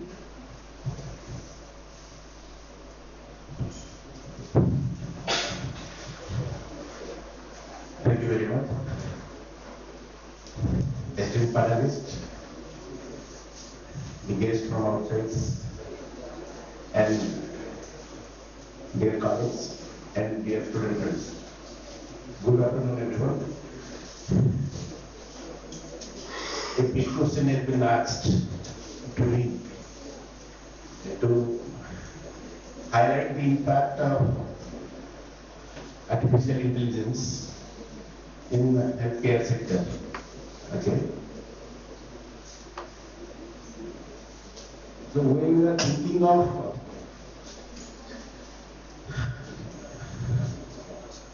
artificial intelligence and its developments, what we have received till date, like people say the general AI, what we are seeing, what you are experiencing, that is called as artificial general intelligence. Okay. Somehow people say that artificial general intelligence, some people say that artificial narrow intelligence. Okay, so two ways artificial intelligence can be brought into it. And what we are thinking of and what is assigned to me just now, it's coming on ANR, artificial narrow intelligence. In the artificial intelligence that are going to be applied on a specific purpose, that is to the healthcare sector. So that is why, and all sort of applications that we are trying to do today is coming under this ANI. Whereas artificial general intelligence, when we consider, that is what nothing but how we can say that even everybody knows what OpenAI is doing. But the next question is that based upon the challenges and the requirements that people are expecting from today's OpenAI solutions, what next? So what next is a hypothetical questions because it is not yet been conceptualized, and we are thinking of that somehow. This OpenAI come with a solution to see that what next. That is called as artificial general intelligence. So when we are coming into the healthcare sector, as per our Government of India AI policy, it falls under SDG 3 perhaps. If it is SDG 3, then Sustainability Development Goals 3, that leads to the usage of artificial intelligence to have sustainable healthcare. Now, further we will understand what are the problems that healthcare sector is nowadays experiencing. Okay. So, if you understand what the problem this sector is experiencing, because it is very much alarming nowadays because of the lifestyle of every one of us. Healthcare is a challenging task, and getting quality healthcare by everyone is not possible yet. Even though government has taken so many initiatives, it is not yet possible. So that is the first of all, we must understand what are the problems that the healthcare sector at present is experiencing. Then we may thought of what the AI can have a role on it, and what are the possibilities that we can think of. So I understand everybody will be experiencing when we are going for any medical visits. First of all, it comes to our mind about the cost. So cost is a very big factor for all of us. Whether if you have an insurance also, that is also not possible. Not only the reason, if you have the insurance, health insurance for your whole family, it is also not sufficient. And there is a out-of-pocket expenditure. And it is not possible everyone to outside such huge expenses from their pockets. In today's scenario, the way the things are going on. So cost is a very much impact on everybody's life, at least the common man. And we are thinking this artificial intelligence, how it is successfully implemented for common man actually. Because we are thinking of that how it can best be useful for the society. Of course, first comes to common man, then subsequently it will go to the higher in the ladder. Everyone is also expecting somehow get benefits out of this invention of this technology on AI. The cost is a factor. Now we have to think of how AI can be used to reduce the cost. That is the AI solution, isn't it? Cost is there. Use the infrastructure. Cost is involved when you are just going for inaugurating a hospital or something like that. It is not a small thing. You need huge infrastructure, expensive medical devices, so on and so forth. Now you have to reduce the cost. Then only the common man can be beneficial. Now there is a role of AI, and think of how AI can be useful in reducing the cost. If it can be automated so that the routine tasks done by the doctors are being minimized.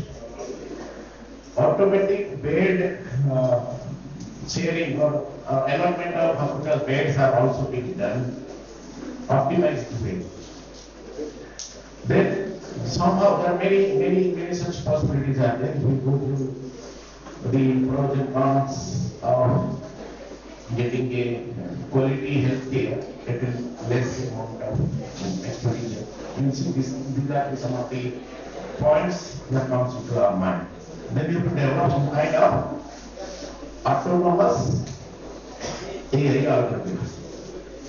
To think of what are the autonomous AI algorithms nowadays are available. I will come to that in a little bit. There are so many buzzwords you might be knowing it, traditional AI, black box AI, Gen AI, agentic AI, actionable AI, so on and so forth. Then think of it, what AI technique is basically useful to do this autonomous kind of thing for healthcare sector so that the cost that are involved for diagnostic of particular health issues or medical issues is minimized. That will help the hospital to help somehow for a without bias the bed. Okay. Those who have money, like in COVID-19, those who have money, those who have some relationship with the hospitals, they can get a bed. But when some general persons goes to the hospital, it hardly gets a bed. So that sort of bias that should not be there. Then the role of AI again comes there. How people will understand that there is no bias in allocating the bed. ICU bed is available but it is not given to you. Then how AI is helpful? Okay. So that is also going to be thought of when we are thinking of the role of AI in hospitals. Then access. Access is again a very important consideration. Because in remote areas, the good hospitals are not available. There is everybody is running to the urban areas where all sorts of facilities are available, good doctors are available. Now, Government of India has taken an initiative in that regard to see that some mobile health campaign is possible in rural area. Mobile health type of things you can think in terms of your wristband.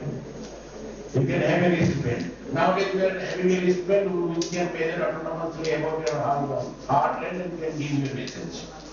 That is one way the government of India is trying, even though other countries are also doing, but this is what I am saying in terms of Indian perspective. So that is also possible nowadays. Okay. Similarly, you can see that there are some telemedicine approach. Everybody knows telemedicine is another approach through which the expert doctors can be able to in remote area can give suggestions for a particular healthcare issues. Okay. Now specialized doctors are also not available. Third one I am telling that is what about the doctors. Doctors are also facing problems because they are human beings and they try to give some error in judgment. So even though you have a pathological test that is prone to error, and that is what based upon a particular awareness of a particular person. Okay, a pathologist, how qualitative he or she is, how knowledgeable he or she is, how does he or she interprets the molecular representations that are being shown through a pathological test. Accordingly, a report is being generated, and if the report is having some mistake, then it will lead to a serious health issues. So that is why AI is again having a role here to educate the AI, the medical practitioners. AI is a role to educate the medical practitioners. That is why many times it is seen that doctors are supposed to understand more minor details through AI. What are the real problems available in an MRI scan? So if people have got an MRI scan and a person sees through the naked eye, some person may be missed. But if it is being delivered through an AI, and AI can very well, if it is very popularly trained or effectively trained, and then it is possible nowadays, then the very effectively a disease diagnosis is possible. That is what that many ways, how it is possible, how algorithms have been trained, what kind of machines are enrolled, that is again you have to think about. But this is what we need to educate the medical practitioners as well as the nurses, because they are also based upon the legacy system. They are reluctant to understand. Same to us also. We are very much accustomed with a particular scenario of teaching. Now suppose it is come to us to teach the student through smart boards. Initially we all educate. Hey, what is that? So that is the legal system. Because till our childhood we have seen that there is a chalk and board type of teaching, isn't it? So there is a legal system. People have understood how to understand about a particular disease. And now all of a sudden we say that you go for precision medicine. Think of what are the history of a particular patient, application of the machine learning model to that, understand what are the immediate response to particular work effectively. Otherwise what happens? A patient goes to a doctor, he or she speaks something about the problem that he or she is facing. Doctor diagnosed in a brute force method, hit and trial method. The way the patient says, doctor accordingly thinks of it. But that may be wrong sometimes. And that is what the legacy system. But if you see that some patient is not able to speak actually what is happening to that particular patient inside. But if the doctor has a understanding about the such kind of system previously, doctor can give you good medication. That is why AI is, even though many are reluctant, still AI education to the medical practitioners is also important. Coming to the AI in this achieving this sustainable healthcare, we have to be an AI scientist. We have to develop some low power algorithms. If we develop some low power algorithms, that is the part of our course. So low power algorithms indicates that instead of going for very complex algorithms, which takes complex data sets and running for hours to give a conclusion, is taking large amount of energy. It is observed the energy that is consumed to have a standardized algorithms take 1 day of 300 household electrical expenses. It is a study, you can read from the articles. So now we are thinking that when we are to develop a India, future India, with attainment of sustainability goals, then we should develop some low power algorithms with reduced data sets. So if you use the pre-processing techniques that everybody knows, you can go for settling, you can go for quantization, you can go for any other. How do you do that? That is your job, but everybody knows it. You take some kind of methodology to say that the whole representative of the data in a smaller data set it is maintained, so that the algorithm consumes less energy, then the environmental impact of AI is minimized. That is again towards sustainability goals.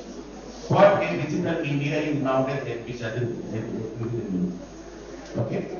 So low power algorithms you can think of some electronic devices which consumes less amount of energy. Okay. So and so on. So there are many other things also you can think of. And lastly, you can say that the medical devices, even though the doctors are very much trained, must be done in such a way that the cost and ethical AI is taken into consideration. Everything is there because these are all data where your privacy is concerned. And you have to be prepared that you cannot just share the medical data of a particular person to the outsider so that they can do the research. So you have to think about the ethical factors. You should not show it. So the data is also scarce.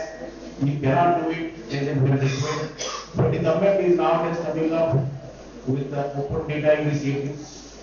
Okay, and where the person's social security numbers are being hidden, details are hidden, and the rest of the things, just upon the behavioral characteristics of a particular patient is being exposed to the scientists so that they can do some research on that and they can be helpful in drug discovery. You can have protein sequence generation, you can have gene sequence generation, genome related things that are coming every day. The artificial intelligence algorithms are also being developed day by day, but how intelligently, autonomously, trustworthy, transparent AI can be developed so that it can be of immense help to the common man and understand the reality of a Swasth Bharat or a digital India initiative by the central government of India. I hope all faculty and students, those who are here, they can put their brain into the possibilities of such kind of scenario and help the society in a bigger way, being a responsible citizen. Thank you. I am happy if anybody is asking questions. Any questions? Thank you very much.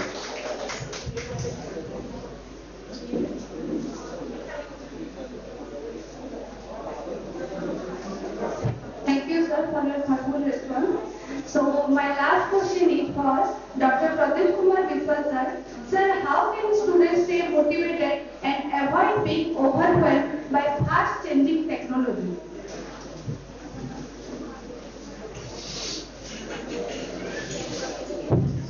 Good afternoon to all of you, esteemed panel members, faculty members, and students. We have heard lots of discussions regarding the AI. Now, my question is mostly related to students, but somewhat I will relate to faculty members as well.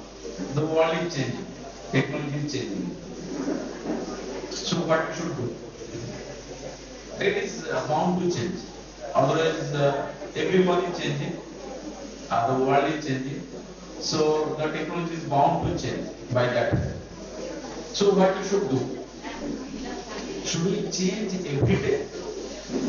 Or on what basis we should change? That should be the question in mind. Like as a student, if I tell if the technology is changing, then the fundamental remains same. Like Conclave is learning. That fundamental is the most important thing in a subject. if I don't understand the fundamentals of that subject, even though a new technology is coming up in that particular area, and I don't know the fundamentals, then it will be very difficult for me to understand those changes. At least I should understand what is the change if I know the fundamentals. Like, for example, coding. Professor Kumar was giving the example of coding. The programming language changes every day. Like earlier, I remember I have started with Fortran, then I learned C, then C++. I don't know Java much because it was not of use to me as an electronic student. So I learned MATLAB, then other electronics related tools I learned. Now coming to the programming nowadays, the students, like many languages are there. So how the students will be knowing so many languages? But if you go to the background of that one, or the back end of that one, if you don't know how to develop a logic, then any language will not be sufficient for you. You should know how to develop a logic. And for that you should know the basics. I want to know, write a code for a plus b square in any language, but I should know what is the value of a plus b whole square. Then only I can write a code on it. Then in every code there are syntaxes. But background to this, logic remains same. So the first and foremost thing, that developing yourself based on the fundamentals. So if you see, you can learn a tool. So the total, if you summarize it, it is the 70% will be the fundamentals, 30% will be the tools only. If you know the fundamentals, you can learn it too. But again, there is another question coming here. Like in our accreditation process, there is a point called lifelong learning. It is applicable to students as well as to faculty members as well, to us as well. As a faculty member, I am also in that process. So if I don't want to learn a new thing, today AI is there. Tomorrow some other versions of AI will come. Earlier deep learning, machine learning, blockchain, many technologies are coming up. But do I need to learn everything? It is not required. You should be focused on one thing. Then try to go deeper into that part and learn the fundamentals of that technology. Like in research, if you see, I cannot do research in all the areas. There are many areas. Similarly, in healthcare, so I have many things. You pick up any one area, pick up any one particular area and do research on it. Tools are there. Like sir was telling, many AI tools are there. Tools will give you the result, but not let the tools control you. You be the controller. You get the information from the tool. You extract the information from the tool. Not the tool dictate you what you should do. Because if that tool will do, then you cannot do the research.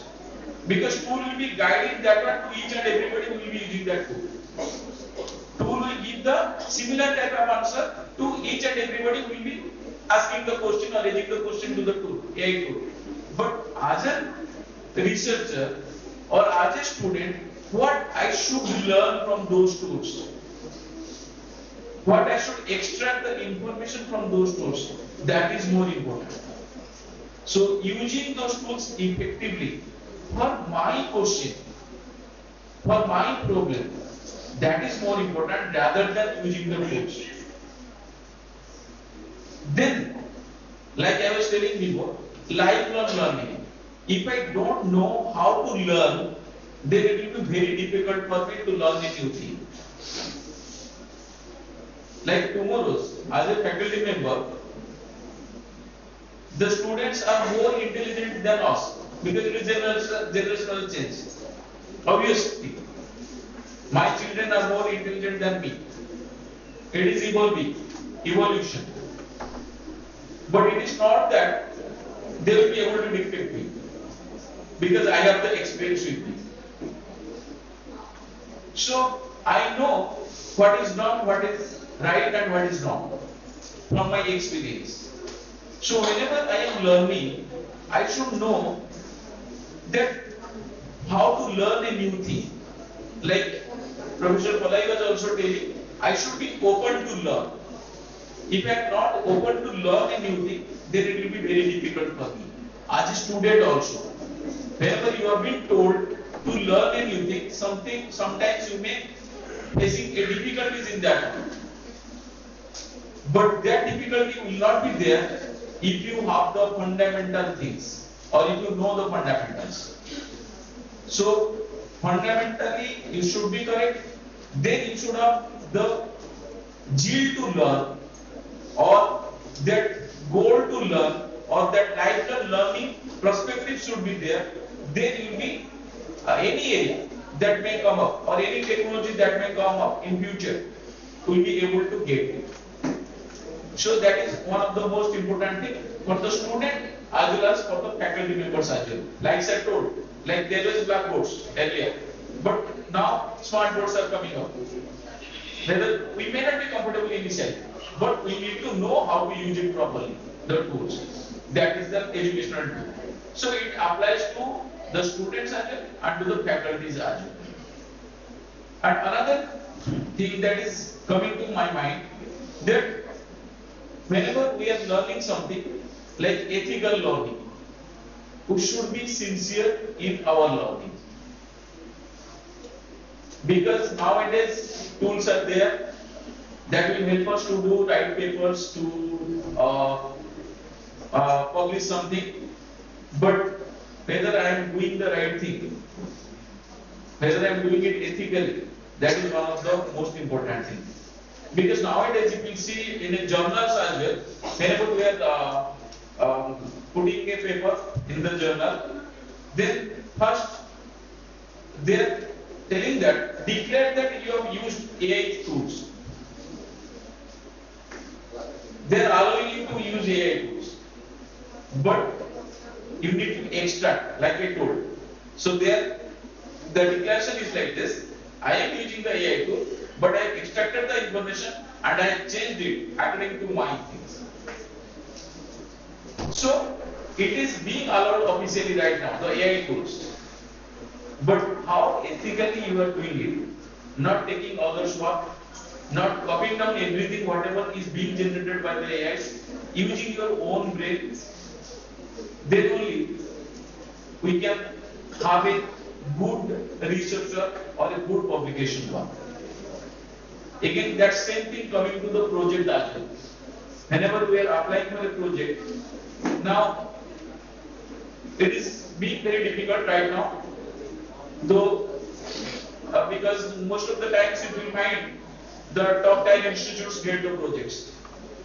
Then once they are adjusted, it comes to the second time. Then it will come to the third time, like this. So, but anyway, that is part and parcel of our job. One is the teaching, research, project, and the academics. We have to make a trade-off in all these areas. So in that case also, you have to give efforts. Don't what I can tell, don't lose patience. We need to apply, even though we can start with small projects with small funding amount.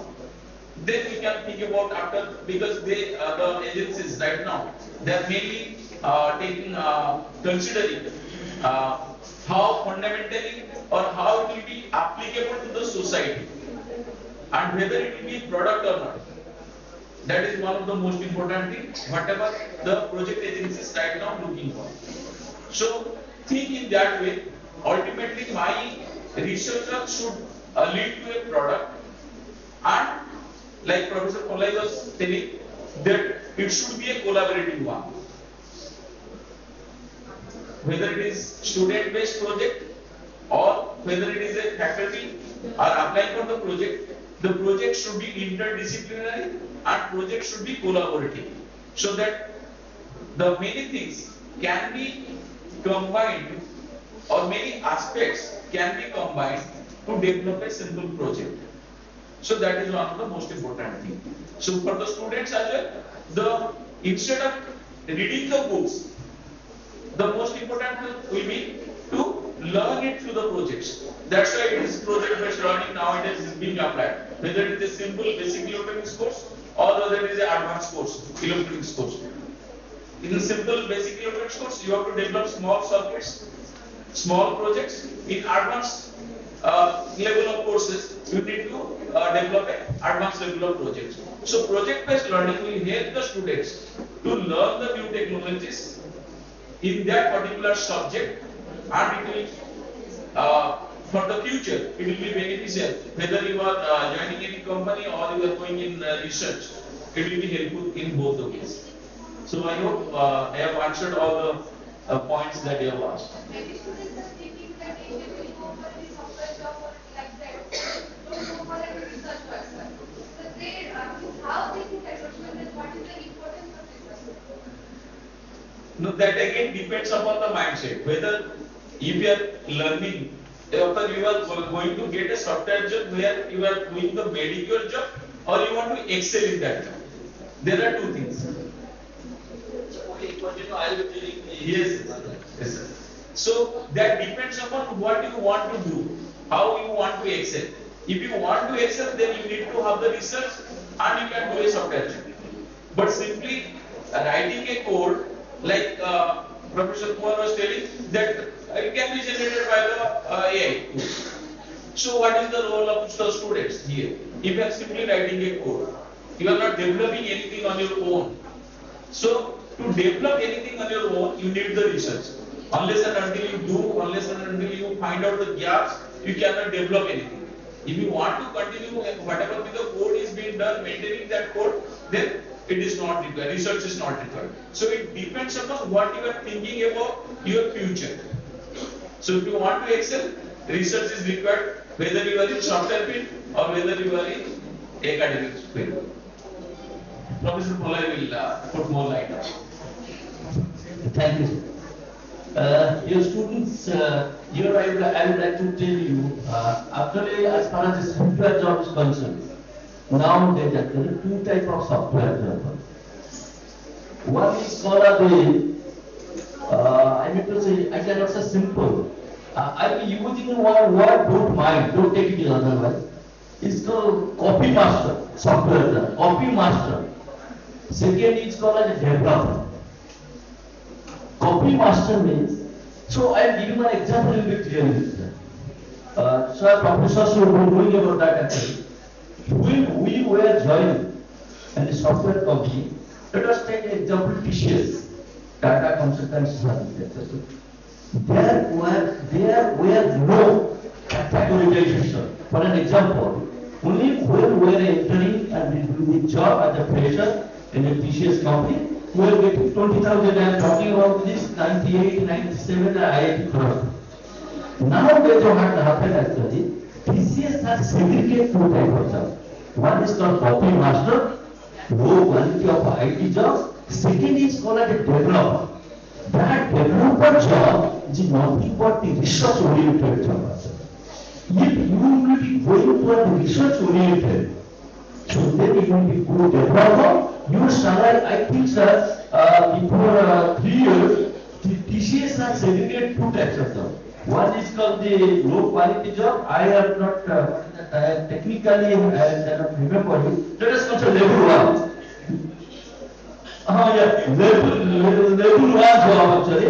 Level 1 you will be getting 25,000, 30,000 for month actually. You will be doing a developer job actually. That is also the IT sector job actually. Then you will be getting 75,000 job. Is it clear to you? The two types of job actually. Level 1, level 2. Level 2 is a research oriented, then you will be developer. So students, you should be developer. Not don't choose level 1 job actually. Level 1 job means, so let us consider the 50,000 code line of coding is there. You have to change something, then you will be getting that. Some students are doing a job actually. That's another reason. If really you are the researcher, a developer, then a huge salary will be enough to that. That doesn't mean that if you are the researcher, only you have to do the government job like that, chota mota comes you will be like this, I cannot be the IT sector job. So who is developing computer? Who is developing quantum computers? Who is developing the latest concept of the supercomputer? You people are designing. You people are developing those whose mindset toward the research. Research plays an important role to not only fetch a salary to get a good salary, but also to enhance their knowledge.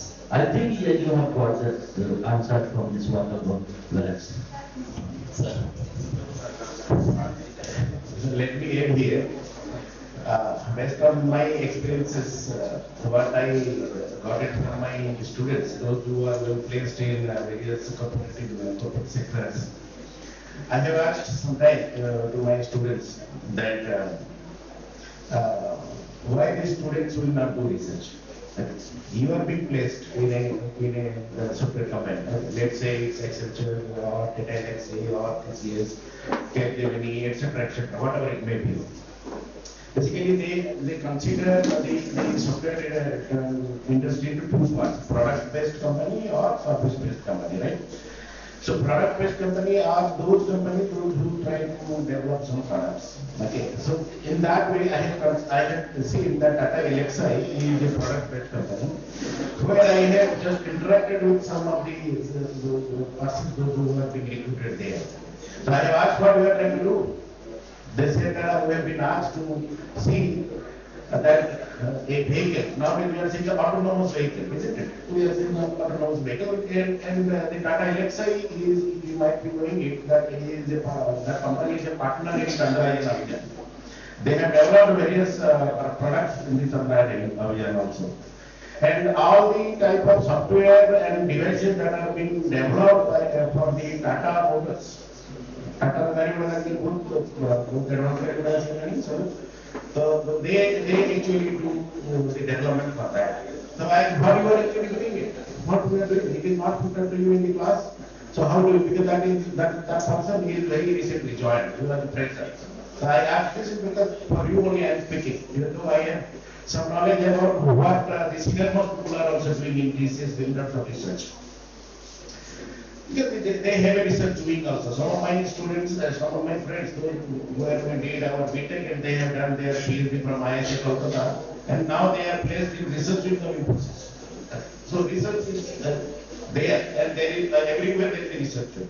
And my consideration is that what the research is being, how this research is being applied by the company for developing their products.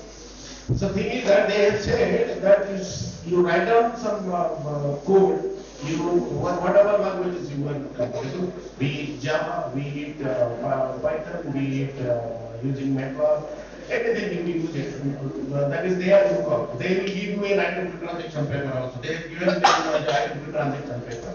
And they say that you read it for twice or thrice, something like that. And they have asked to develop a code so that when a car is moving, it can see and understand that after 50 meters there is a path hole. Okay? There is a path hole. And when it recognizes through some sensors, you know that IoT sensors, all these things are there. I am not going into that detail. But it is being asked to a fresher to read the literature, try to develop a code for their own Tata Motor company to see that how a car when moving on a road having a path holes being detected by a car 50 meters before, so that automatically the brake is being pressed or a message is given to the driver with a message something like that through the mobile phone or maybe some message with the dashboard that there is a path hole, be careful and press the brake.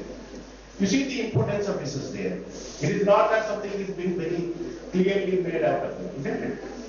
The students are known about some little bit of programming.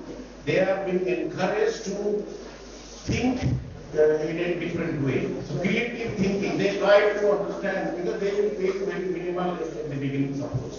Because I am thinking that you are not, even though I will not speak the sentence, let me say, like, at least general level, medium level, I can think of a job that you are experiencing or you are expecting. isn't it? So research is there, research in wing is also there in every company. Okay, be it a product, be it a testing, software testing also, because some developer has also done, you test. That is what it is being done in software engineering subjects also, how do you do it, autonomous testing and all these kind of things. Have you ever exposed to the software engineering subjects? Those who are very much exposed to the software engineering subjects will be very much clear that is a very, very important subject, where it is what it is that to you, somehow it will be also useful in your product development. Somebody has written it, somebody has to test it, somebody has to validate it. So all these processes, you are being exposed. Okay? Money is a different issue. Money will come on its own way. We are not much bothered about money. Being a fresher, as a teacher, I will just motivate you. Don't run after money. You give your 100% to all good things. Okay? And have a critical thinking ability. Whenever you are exposed to a particular problems at hand by the company, critical thinking is necessary, and have a positive attitude, whether it is research, whether it is product development, whether it is innovation, whether it is any other thing, wherever you are being given a job, you will definitely be successful, because you will definitely succeed. Thank you very much.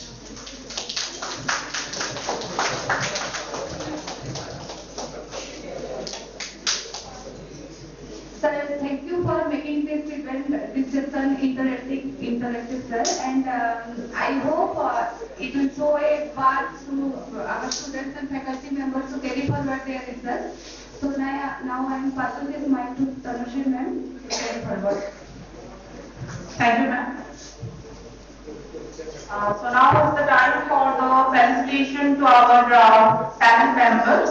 To do this honor, I would like to request Dr. Maitri ma'am, the HOD MBA, Dr. Mahmoodi ma'am, the HOD Mechanical Department, Dr. Vibhuti sir, the HOD CSE Department, and Professor Saroj sir, please come on the dais.